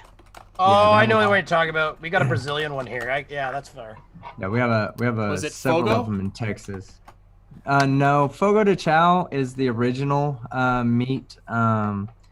See, okay, those people are from Brazil, and I've got family from Argentina. So these people here locally do communicate with one another, because they're from generally the same part of the world, and they're both in a foreign part of the world relative to where they grew up at. So you'll see communities build within the Argentine community, within the Brazilian community, Colombian community, and a lot of those friendships overlap when they do things like play soccer or whatever. So we had good friends that were part of the people that were involved in starting the Fogo de Chao restaurant chains. And then here locally in Dallas, there's a lot of Brazilian steakhouses, and it's just, I don't know why there's so many more here in Dallas. I don't know if it was just because that was like one of the first major U.S. cities to have a Brazilian steakhouse, but we have probably about 6 or 7 here in Dallas. They're not And for riding on the this- meat tube, are they? Oh man, I had so much fucking meat too. It was crazy. There's so but much meat at a Brazilian steakhouse. picanha. I had Fraldinha? lamb chops. No, aldinha. I've never had aldinha. What is that? It's fraldinha. It's the bottom roast. Fraldinha. Okay. Yeah. Yeah. Well, we did have Picanha's top bottom roast. We roast. did have bottom roast. Yeah. Okay. Yeah, we had bottom roast too. So, but they just called it bottom roast. I don't know why they didn't call it aldinha. Let's see. We had chicken, bacon wrapped chicken. Americans can't speak Portuguese. Oh no, these restaurant waiters are barely speak any English to begin with, or they speak very broken English, you know. So you can tell that they are from Brazil, definitely for sure. The next time you go in, you should ask them if they serve feijoada. It's like a stew. I'll ask them. I'm a big food connoisseur, but I don't do cheese or vegetables, so. You could just say I'm a meat. Pure what a strange combination. That's cool. Like meat hey guys, and water. I just want to say it's a pleasure being on the same panel as you, team. Team for sure. Skeptic. That's pretty cool. That's cute. He doesn't know you.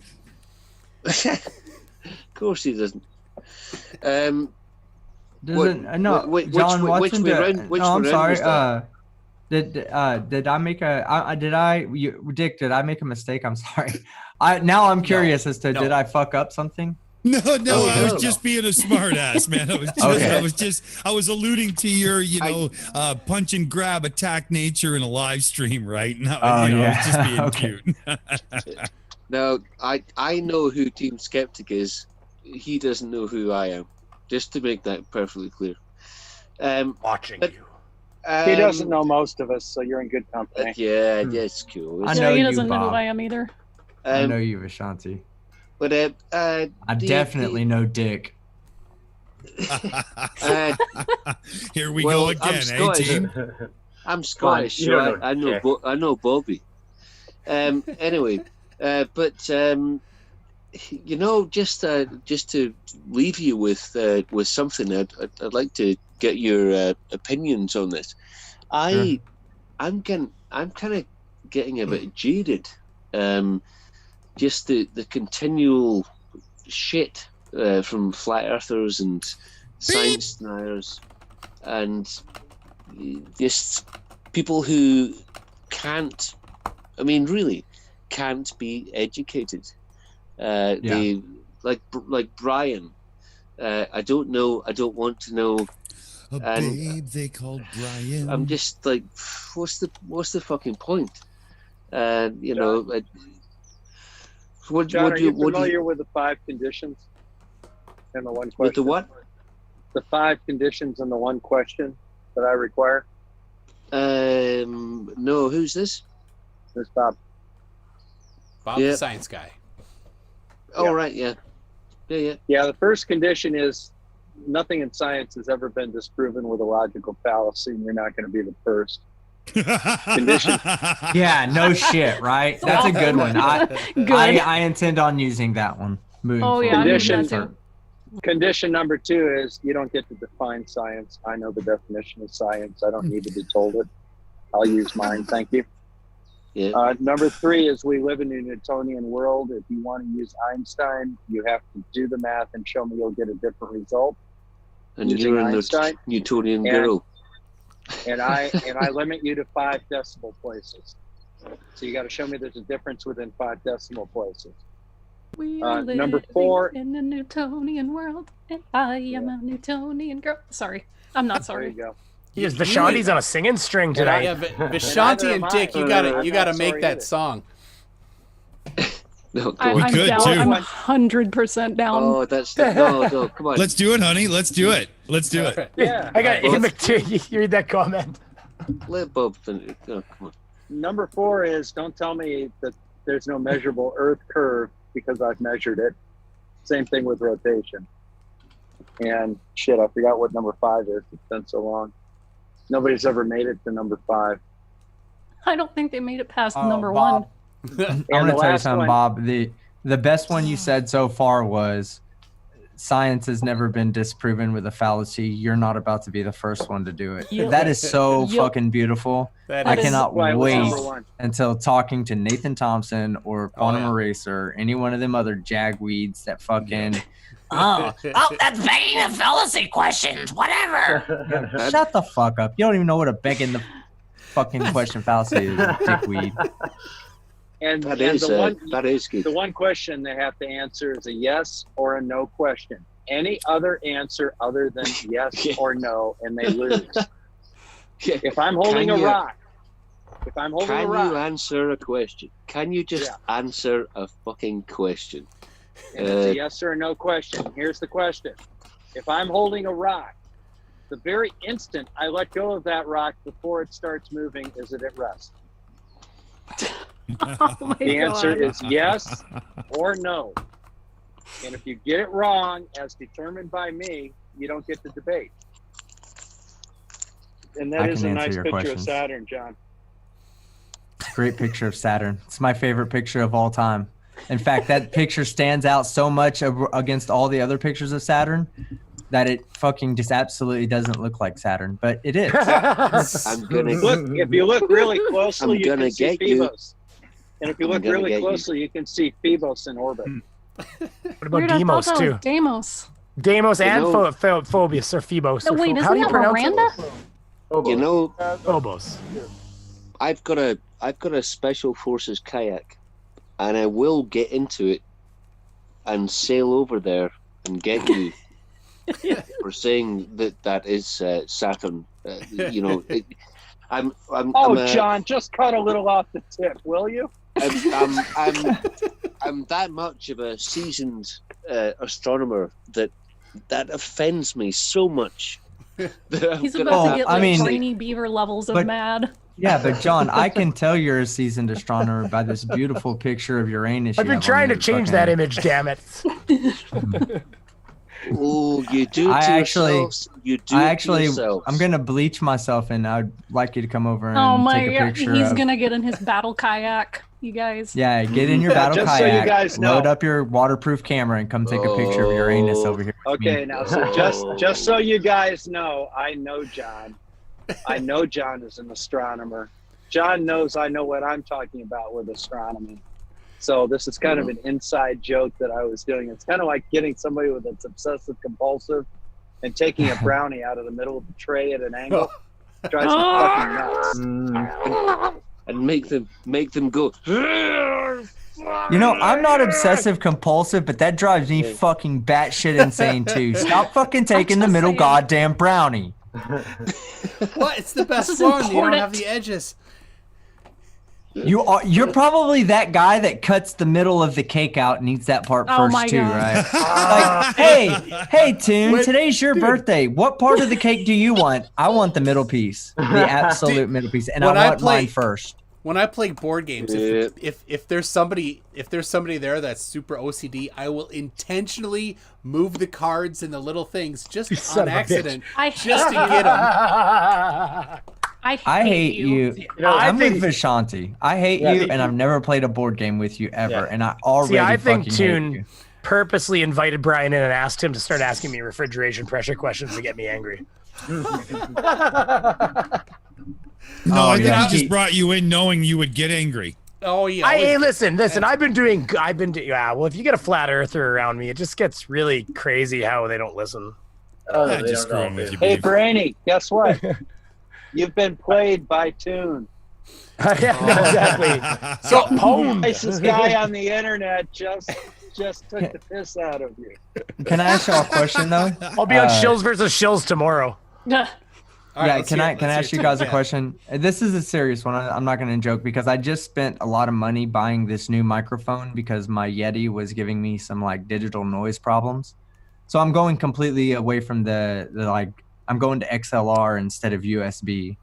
And Well, I want to ask y'all a Gene? question. Can y'all tell the difference? Does it sound good when I talk? Go Yeah, ahead. you sound like the air is more direct into the diaphragm of the mic. But I will say, from my opinion, like, you know, I went to school for audio engineering and stuff, right? I think your gain is a bit high and you're a little bit far from the mic because I hear the room a bit too much. Oh, you just tore his soul out.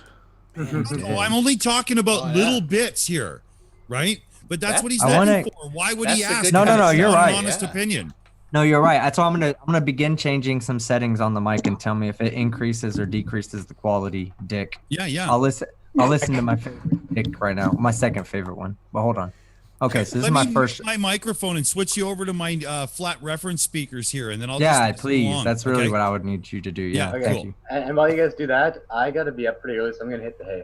All right, thanks, Punchy. That's Punchy's Good night, bedtime. Punchy. All right, soon. Thanks for having me on. Take care, Congrats Punchy. on the 5,000 subscribers. Concave Earth. Bye. Concave Earth. Hey, wait, we got to get our play together one of these days. We got to do our live Flat Earth review. Yeah. Set up a little cardboard stand with a little curtain and everything. We'll do a little puppet play with Flat Earthers. Yep. We'll get a Mickey Rourke tattooed up 33, 33 UC. Does this feel like prison school? Remember, keep it flat. Be quiet. Hey, me too. Okay, Yeah. anyway, I'm Night, Hey. Punchy. All right, Latanya. I'm what? gonna head out too, and I'm gonna head out too, and thanks for inviting me, and hello to thanks for- everybody, and Thanks for popping in. yes, and me and Homegirl, we're gonna put that Material World song. We're gonna do the remix on that with that Newton. And I think that's a good idea. Yes. Yeah, we'll hit each other up in Discord or something. We'll figure it out.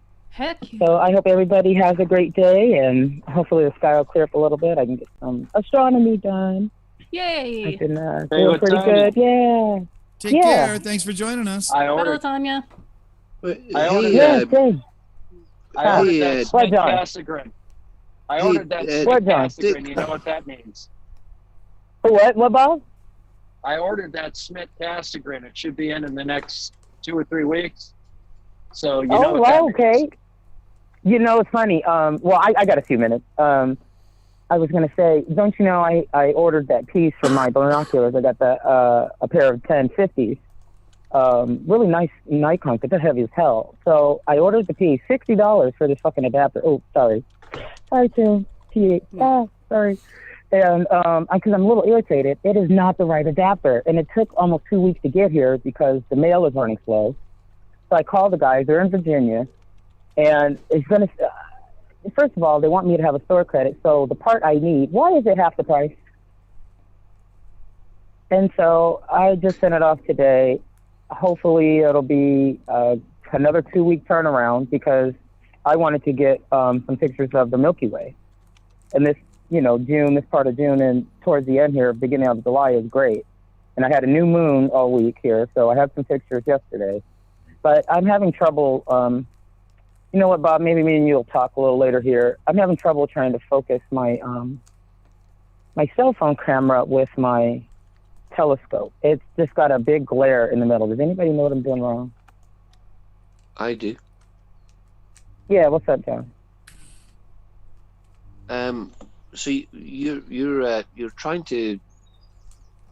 This might be a bit boring for everyone else, but you're Hell you're no! trying to, Bring it on. You're trying to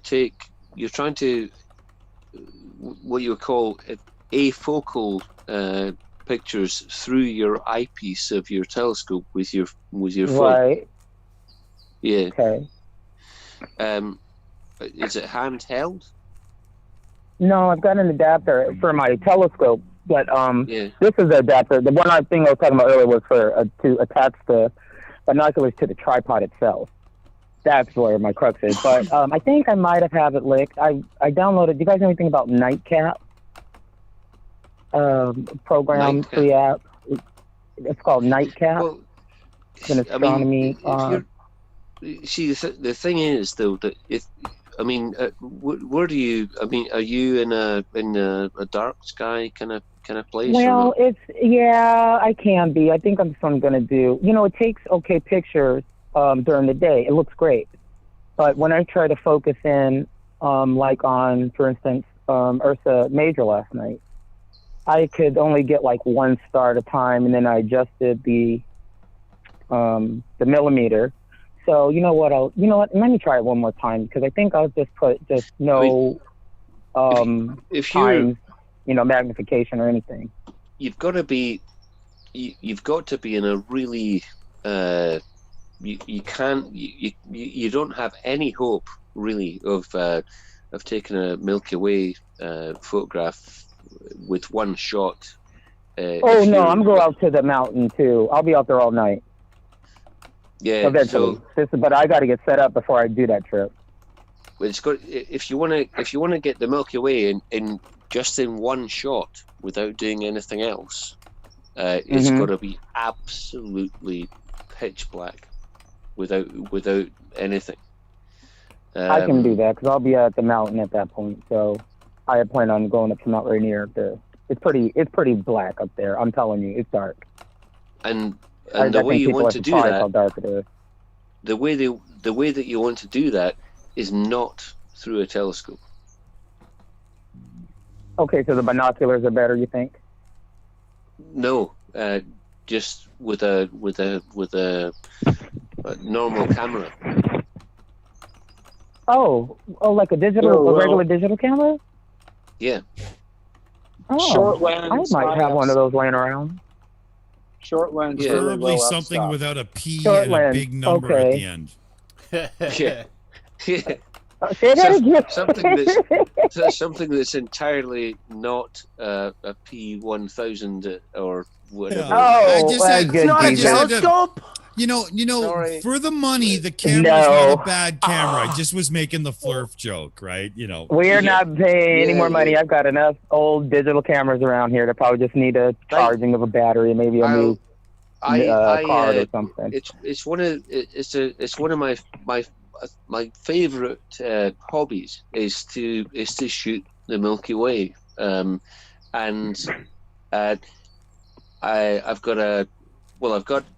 I've got a Canon 6D, which is it's the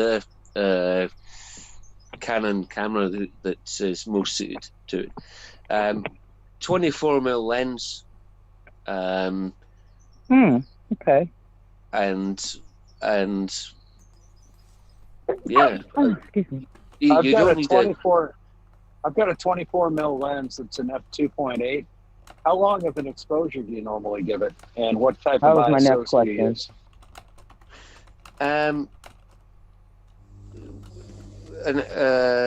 You've got a 24mm lens, f2.8.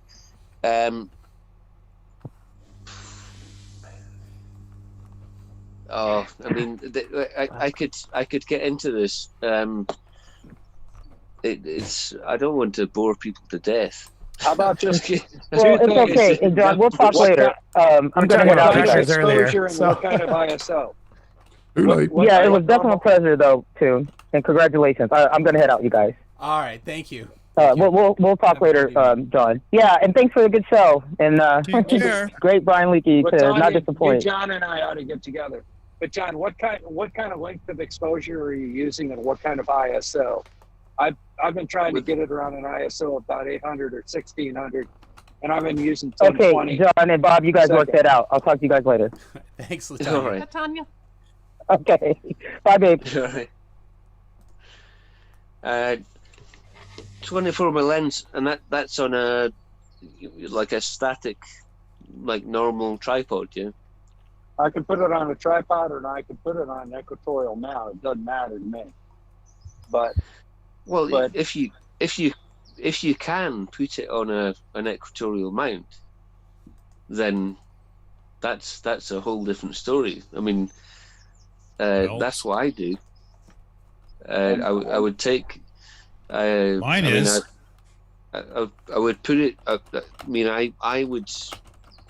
I take what I do is take panoramas with a 24mm lens, and I take 2-minute long exposures at a 1600 ISO. Okay. I mean, I don't know how to post anything on here. I'm just on my phone. Send it to me on an email, and I'll post it. Who's this? I'm Bob. losing track. This is Bob. You could send it to me. I can actually do a little better presentation. If my send email it to address. MC. mctoon at mctoon.net. I'll just disappear for a couple of minutes and. All right. Wake me up before you go. Yeah, I got my first telescope a few months ago. It's one of these $75 things I found online. It's an unbelievably great thing to have, so that on a clear night you can just take your gear out and really enjoy a really great evening. As you can see behind me there, my son and I, we have a 6-inch Celestron set up with a couple of Barlows and some nice eyepieces and whatnot, and I got a laser columnator to make it really easy and whatnot, and we have an absolute blast with it. I can't wait to take it to the next step, because what I want is a digital eyepiece in there so I can take this baby up through the hills, because I live in a small area as it is. We don't have much light pollution. But if I take it up the hills, it is dark, properly Milky Way band in the sky dark, right? And if I took a sheet and a couple of marine batteries, deep cycle batteries, I could run the kit with the projector and all, and we could have it tracking something in the sky and project it up on the bed sheet while sitting around the campfire singing Jim Croce songs. And I tell you, I need that in life. I have to have that. I have pretty much the same setup. I've got a Celestron 127 EQ. You know, it's a good, new, it's $150 telescope. It's nothing major. But I just purchased a new one, and I've got an Exos 2 GT mount. I got a $700 computerized go-to mount. Nice. And that thing's sweet. I can't get it to work, and it's really pissing me off. But I've got a couple. I just figured out how to. That's one thing, Bob. The motor I have on mine is the old school, where you just have to find the speed yourself. And sure, it takes me 15 minutes, but it always hums when I set it up properly. There's something to be said about just tired and true. Well, the honest to God truth is, I can put Jupiter in it, and I can center it in the eyepiece, and I can come back 2 hours later, and it's still centered in the eyepiece. So I'm happy with that. But the problem is finding it in the first place. The go-to mount doesn't get me within 30 degrees of where I need to be. So do you have to be ultra specific on doing the whole north setup in the beginning to make sure that it's dead on accurate, or else it's just, chaos? I have it within an arc second or two. I mean, it's not a problem doing that. I'm computerizing it, so it's going to be better. I'm using K-Star to do that and do tracking and stuff. I bought a camera the other day.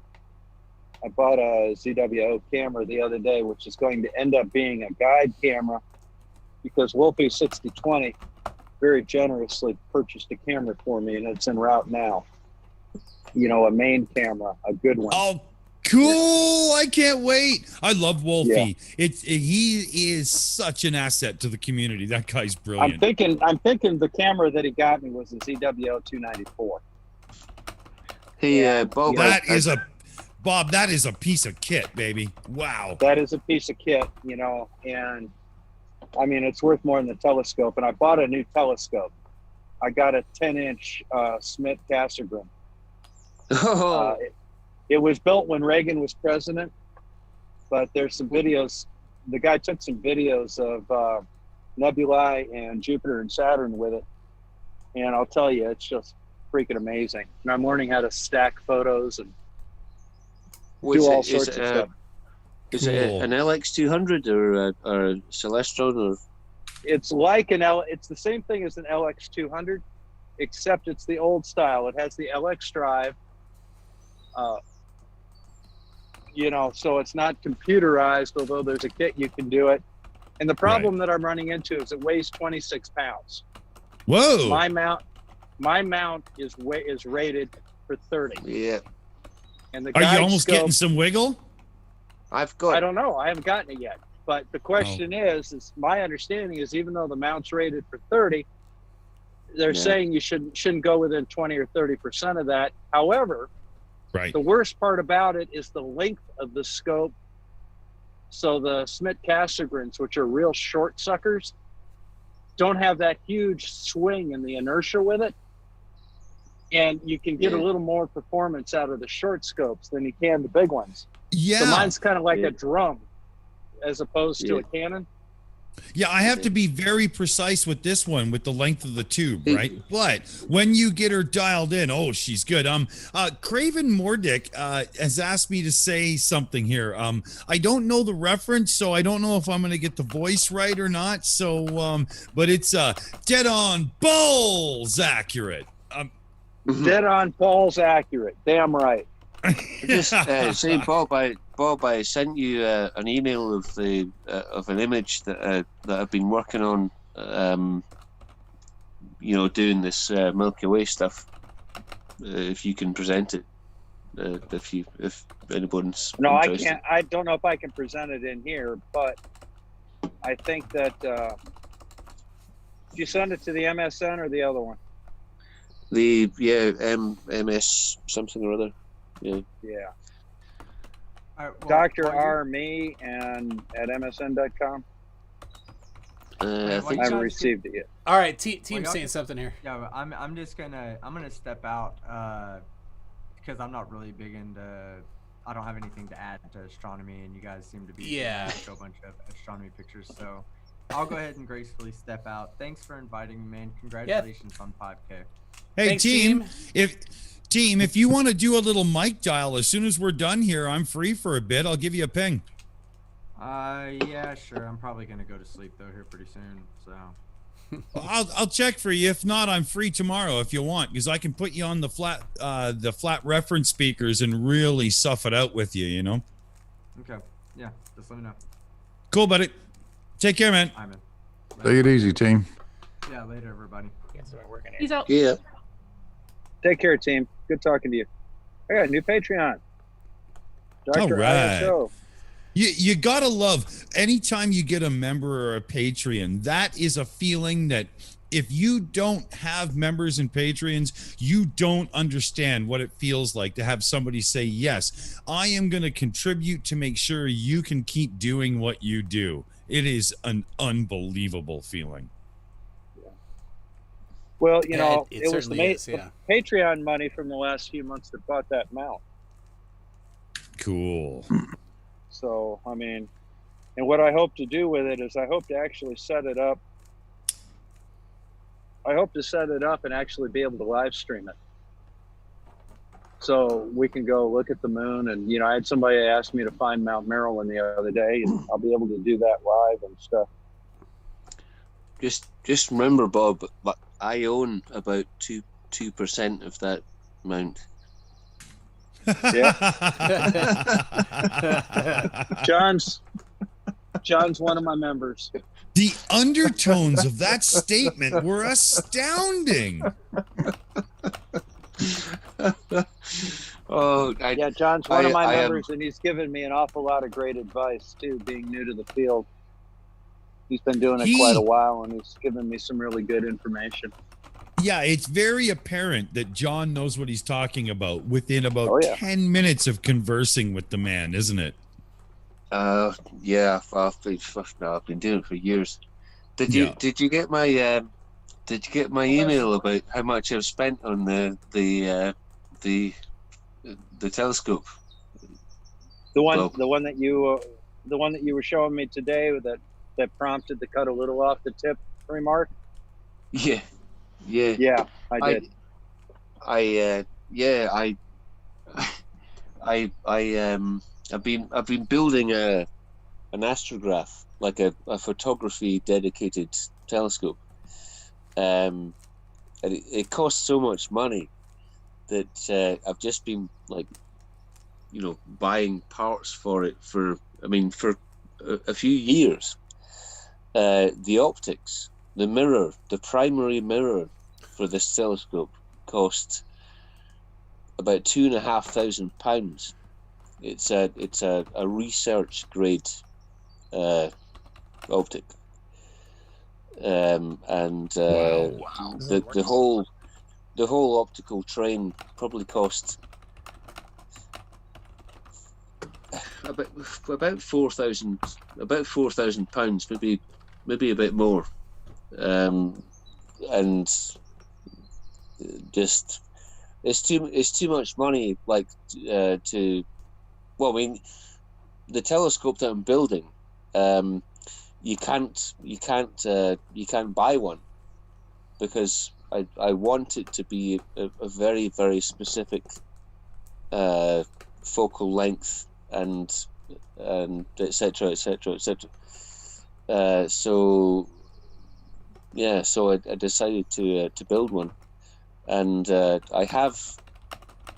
I'm in a unique position, I suppose, because I am an astronomy geek, obviously, but my father-in-law is a semi-retired professor of physics at Edinburgh University, who specialises in optics,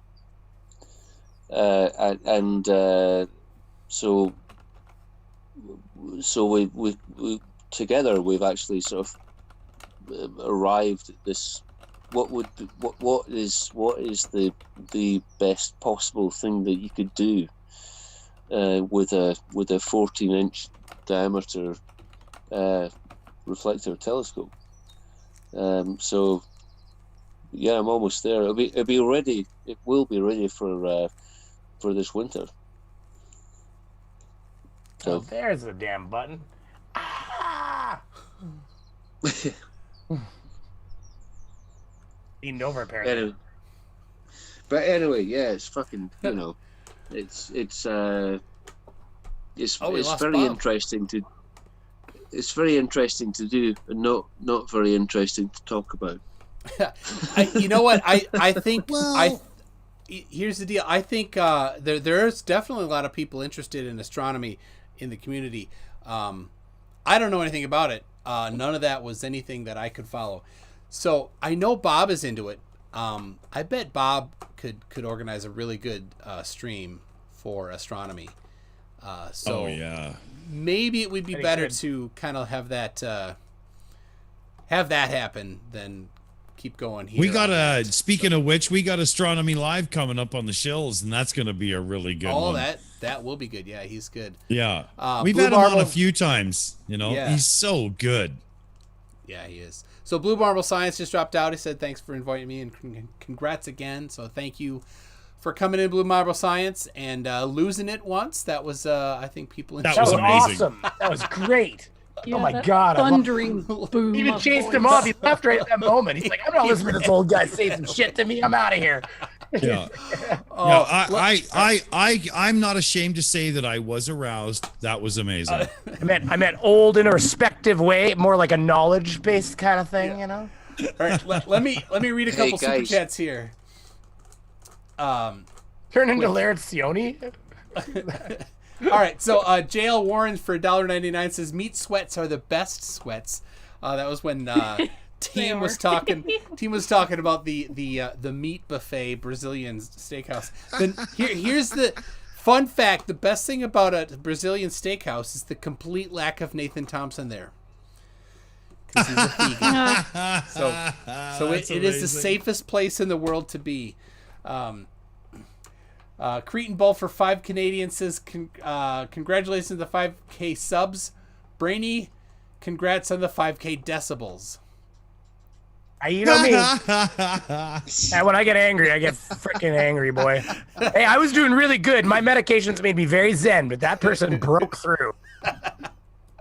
Now you know the limits. Bellachard for 5 New Zealand says, of course you know Richard, team, because you don't get any cat. Damn you, YouTube censorship. Nice. Stringer News 1 for $2 says, congrats on taking your channel blue, MC Toon. Does a channel turn blue when it... I don't know what that means. Neither do I. That's what happens when you've got a Scottish person on the panel.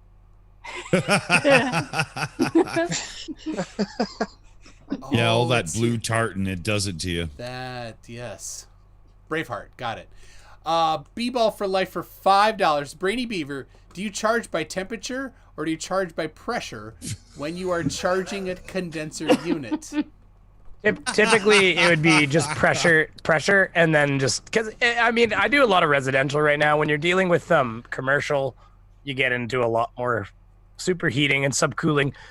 That's where you need to. The proper way is to actually put a temperature probe on the suction line or the hot line. That's superheat, but subcooling's one of the better ways, and you actually can check what the temperature pressure relationship is at that point and see how many degrees of superheat has been added or subcooling has been added to each line, kind of thing. And you're supposed to have can't quite remember right how, a superheat of, I don't know if it's 9 degrees or something like that, but there's a range that's supposed to be good. But the other way of doing it is that I just typically charge by pressure until the liquid line is obviously full, because you can't hear it slurping anymore. And then you can do a temperature check across the indoor coil, and you should be getting about 15 degrees is optimal. So if you get 12, 13, 14 degrees, depending on airflow, you're doing pretty good. But if you start going, like I've gone to buildings where they're only getting 8, and you're like, well, you're getting half of what you should get.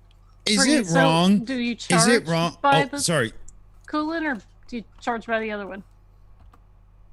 Well, it depends on your application. Technically, is the answer to that. There you go. Is it wrong that I am just totally aroused by Beaver's avatar right now? I am a cute cherub, everybody.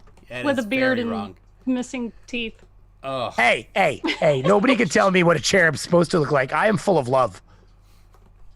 That's what he looks like on the inside. That was was close. close. What he's saying. All right, Nerthan Termpson for $1.99. Reason people pay you for this, Mark Beiser says. Give me a break. It's been a while since I've been in school. Shh, my turn to talk. For $1.99 Australian, he sends a heart. $2 from Jose JG Gonzalez.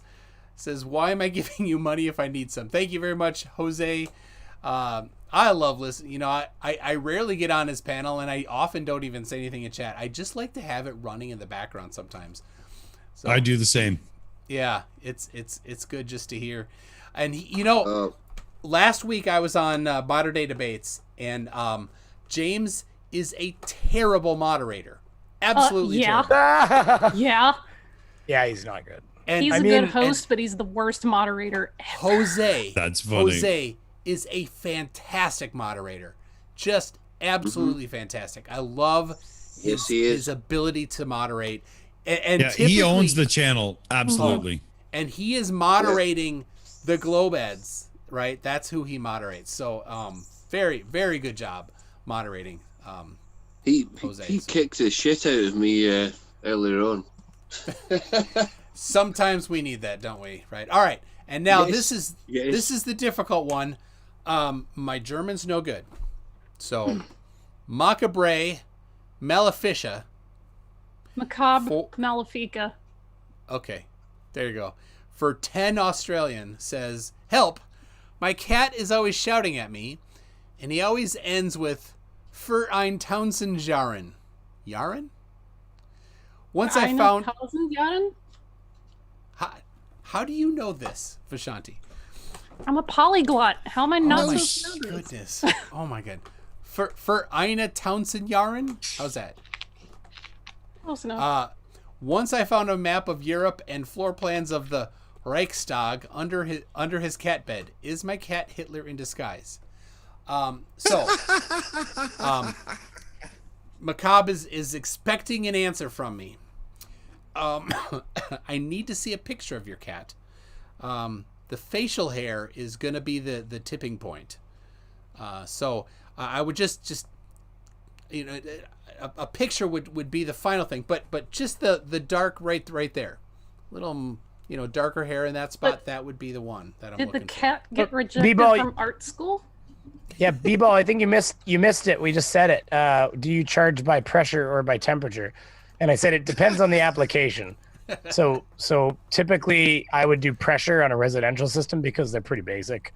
So you got to know at a certain temperature outside that your condenser should be a certain pressure and your indoor coil should be a certain pressure. Because if it's below a certain pressure, it'll be below freezing, and then you're going to get a freezing up coil. And so it depends on the application. Next. Well, B-Ball didn't hear, so he Okay, said, I'm "Did you just read my messing with question?" you. One thing leads to another. Yeah, I don't know. I think he charges by the job, actually. Hmm. Right? It's by the hour. But By the hey, hour. listen, they work when I leave. That's all that matters. I mean, I'll be truthful. I don't work on real big systems a lot of times. I prefer not to. There's a lot going on when you've got $500,000 of product down a refrigeration line. It's very stressful, to be honest with you. And I make decent money not working on that stuff, so that's fine. The God's honest truth here is he charges by the job, but the room is by the hour. Damn straight. All right. I need to play a video by the conspiracist. Now, if you have seen the one 5G debate, this cat is good. All right, so I did a debate with one 5G nutter, Joel Taylor. He was from Manchester. So if you watched that debate, this will... Not my country. This will... All right, so on the panel, you won't hear. So don't talk until I come back. It's 47 seconds only. So sorry that you won't hear. I don't have the audio piped right, so here we go. The conspiracist. Oh, it's not play.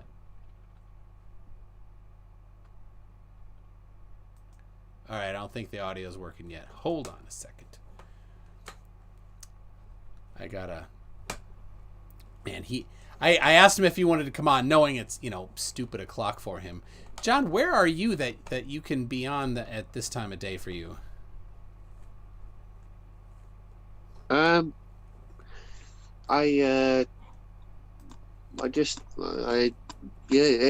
5 o'clock in the morning. Oh, all right. So you're in the UK. Okay. All right. I think I got it fixed. Here we go. The conspiracy. He's been up all night drinking. What are you talking about? Yeah. He's rolling it Keith Moon style, baby. All right. Yeah, I don't really care. All right. Here we go. That's working now.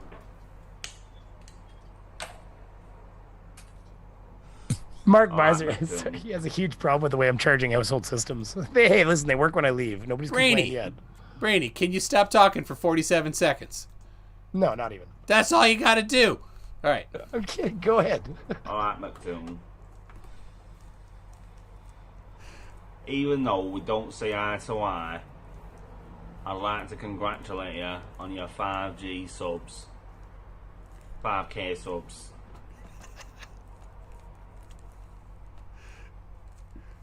You're alright, you are. You're alright. Except for you're smarmy, mate. I don't like it when people are being smarmy to me. You alright? This is great.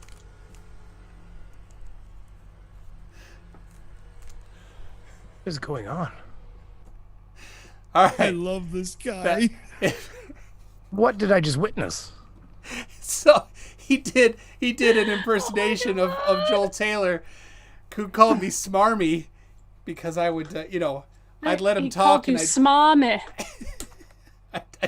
So I'd let him talk and I'd do my Rubik's Cube when he's talking about milliwaves and trying to talk down to me because I didn't know what milliwaves were. I'm like, do you mean millimeter frequency wavelengths? But, because he's from Manchester, he has that verbal tick where he says, yeah, after every, third word. Is that the 5 kilometers? No, the kilometer, that's Renee, I know. He agreed to go on a debate with me, and then I don't think he was. I got the coaster wrong, so that was my fuck up. I don't think he was planning to show up anyways because he has now not responded to all of my because even he was like, oh sure, we'll replan it. He hasn't responded to a single email I sent him trying to replan it. So I actually don't think he had intention to show up anyways. Bitch made. I think don't he think would he did. show up, but he's probably preoccupied right now trying to figure out if he wants to keep fighting 5G or go piss around about masks. Anyways, honestly, Hey, I've tried. I've emailed him a bunch of times. He's not getting back to me. So I said, well, I'll just mark you down as afraid then. The life of a conspiratard. Where to go? Where to put your energy? Oh, so many decisions. Well, he told me his wife, probably since the boom truck incident, that he's only allowed to do activism once a week now. His wife's orders. So, like, we had to plan around his 1 day a week that he was allowed to do activism. So.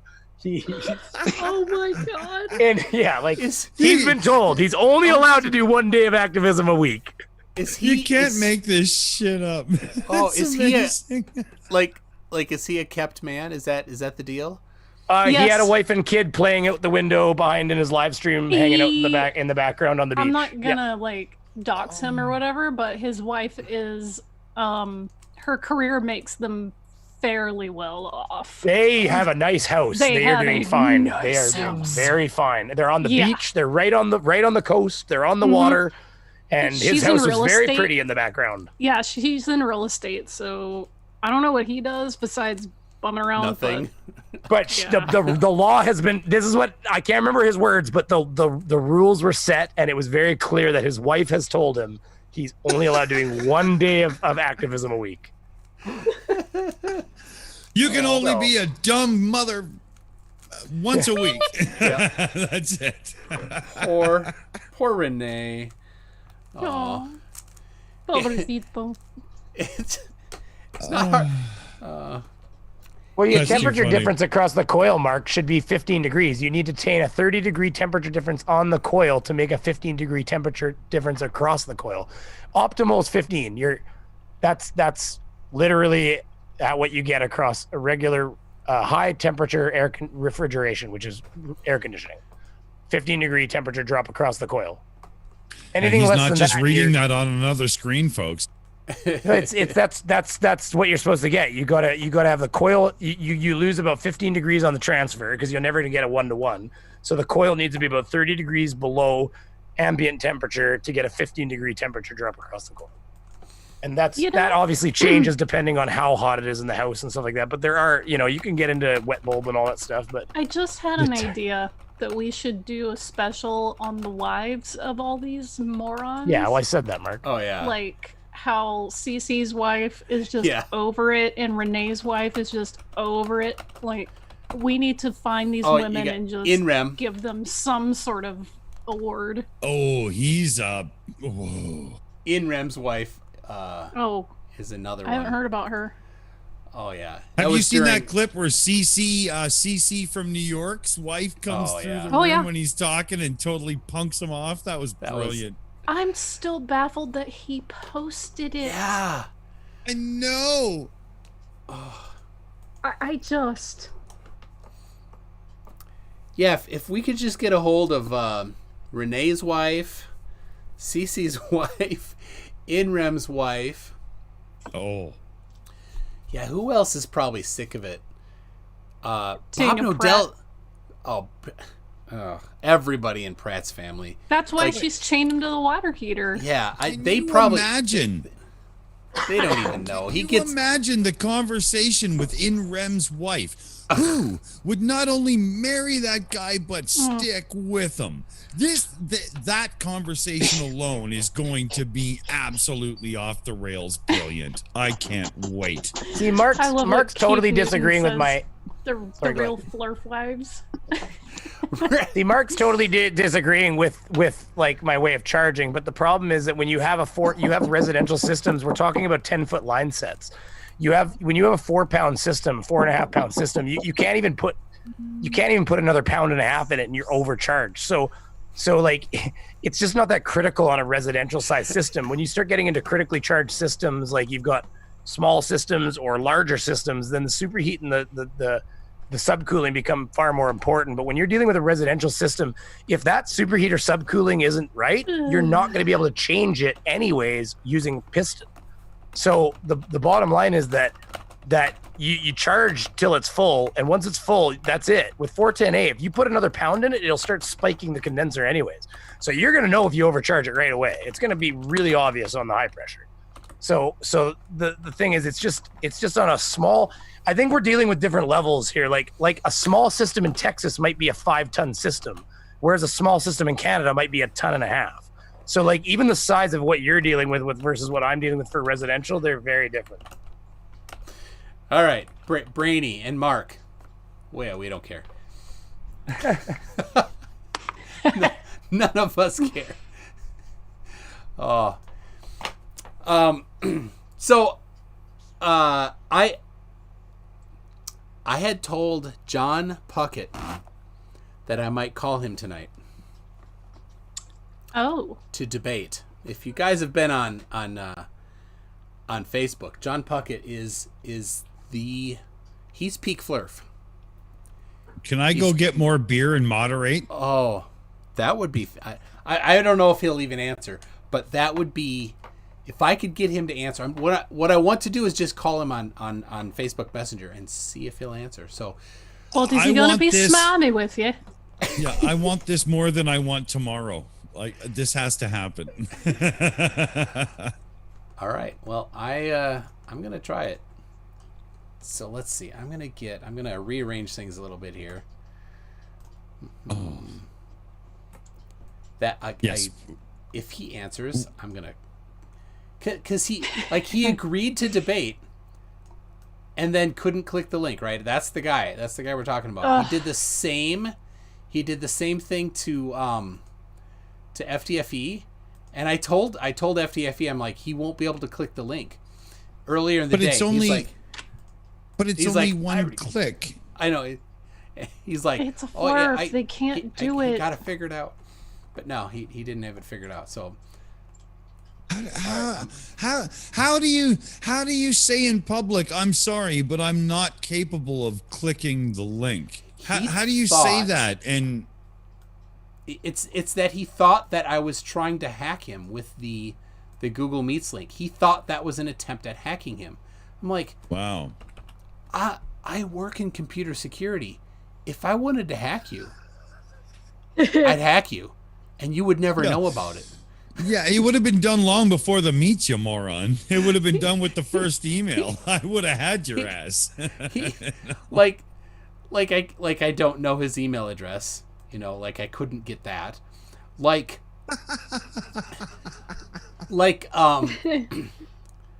see, I gotta you just can't make this crap up. I love it.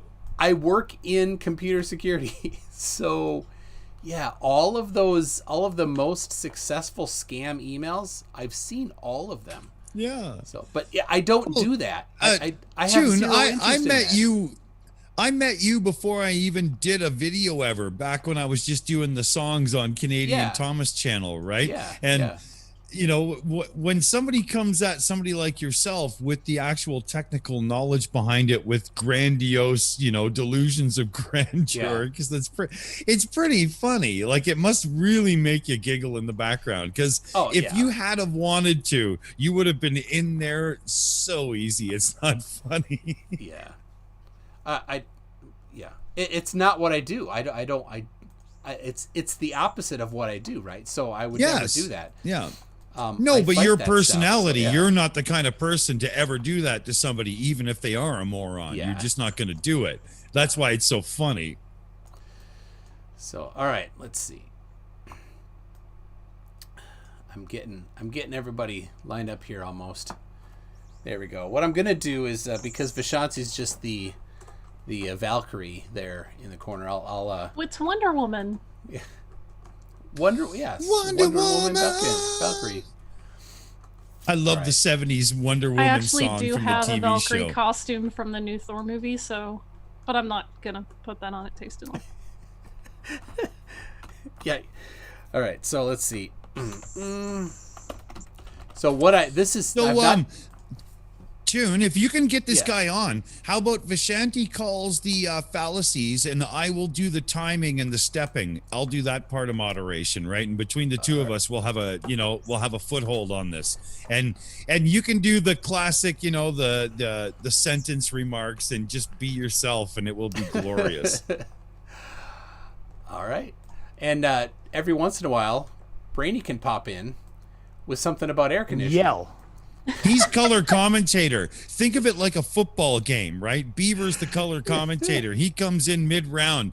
Holy, did you see what that said? I didn't say that many beats, swears. right? I F-bombed a couple times. Other people did too. You guys started a train at one point. We just all played off each other.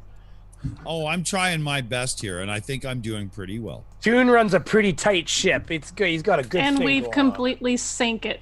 It's not even that he Scuttled runs a that tight bitch. ship. It's that us that know him have a lot of respect for what he does. So we come on and we play Completely ball right ignore away. We don't even have to Well, be told, do we? we try. We start by being ourselves and then go, oh yeah, we're not on our channel.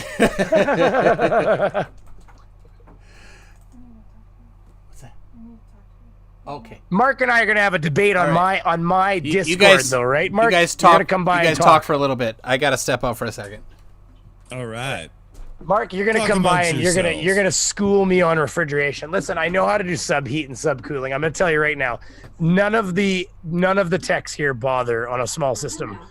In fact, a lot of the people here. So my roommate made some really delicious curry chicken with pineapple and red peppers, and it was effing delicious. Thank you. Check. Oh no, it is working. Okay, never mind. And if you guys haven't had good Indian food, you should definitely learn to make some. You should see the old guys here. They'll hook up a vac pump to the system, and they won't even put a micron gauge on it. And I remember being like, "Well, you don't even know what's going on in the system," and they're like, "Tiny system like this, not even worth it." They just put the vac pump on it, let it run. Once they know their pressure check works, they'll put the vac pump on it and let it run for 20-30 minutes, and then just drop charge. They don't even care what the micron gauge says on a little system. So, and these are guys that have been working for 30-40 years. So I'm not saying they're right. I'm just saying that's what they do.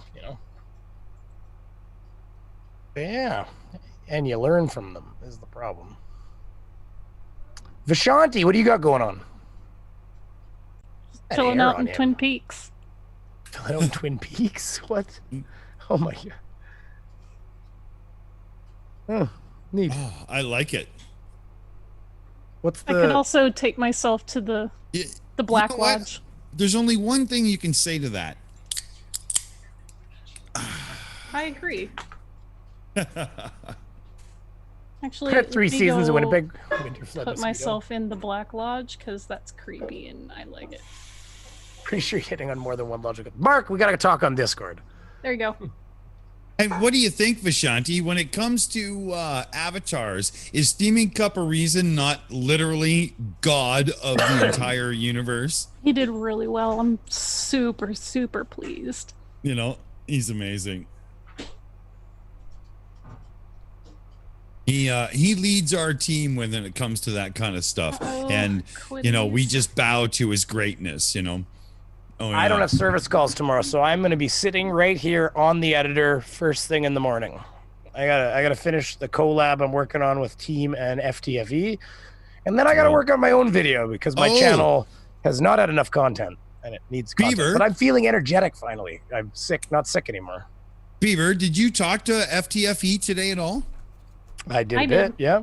Why was that? I got a few posts from him today, and I was watching a couple of things, and he is absolutely gonna he's gonna blow Friday is people's gonna be minds coming. amazing. Yeah, it's gonna be a good All right. day, baby. Unfortunately, and then we got- unfortunately, there's just stuff here, so it's gonna have to be a different day. So, too bad on that. Yeah. Thank you, Toon, for having me, the angry beaver, on stream. And I really hope that I didn't scare you, that you bring me back again in the future. All right, you got to get a big cauldron of Zen for next time. Is that your way of saying that I'm pushing my luck? I'm sorry. Hey, you made me look calm. So as far as I'm concerned, well done, Beaver. It's just when they don't listen, and then that's fine. Mark Beiser, I got a couple things slightly wrong there, but the general gist of what I was saying is for him to just say we don't, it's kind of unnerving. It's like, oh well, Right. I before we sign off, can I have a second here, Toon? Is that okay? Sure, yeah.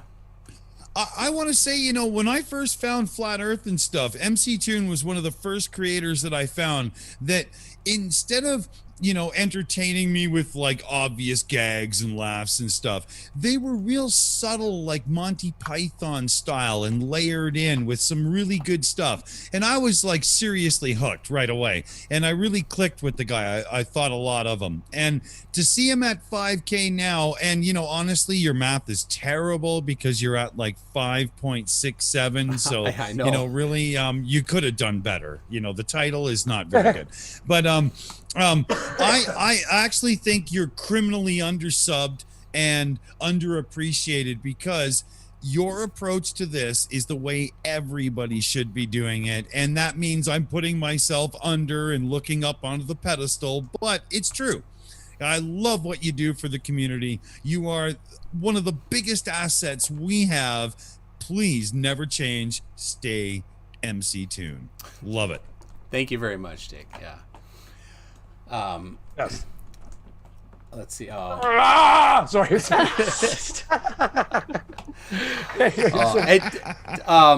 Being on Simon Dan was a huge help. So I mean that's what pushed me. I got 1,500 from that. So thanks everybody. You need subbing, 10 at minimum. Well, thank you. So, Macabre. How do I say it again? Malefica. Malefica. Can we get it could Joe be Malefica, but okay, all right. Team so Skeptic said, sorry, go ahead. Can we get Joe on the stream? I think she means he or she means John. Sorry, I gotta go. I got kid stuff and whatever. So, yeah. Parenting calls, man. Absolutely, yeah. What were you saying, Brainy? Oh, Team Skeptic said that Brainy Beaver committed the barely wrong fallacy. Earth is now flat. Macabre. Nice. I love it. Got him. No, MC Toon, your latest super chat. This is Joe Mama. Joe Mama. Joe Mama. That's right. All right. Got him. Well, thanks very much, everybody. Thanks to everybody that subbed and for my everybody that patrons and channel members and super chats and all. I appreciate it. I love it. Thank you very much. Next week I've got the Mad Philosopher on that FTFE had a couple weeks ago, 1 or 2 weeks ago. That should be. We're gonna have a discussion, not a debate. Maybe it'll get somewhere. So we'll see if that goes somewhere. Yeah, we'll get to see it done right. I can't wait. Hopefully it goes somewhere. Yeah, it could be.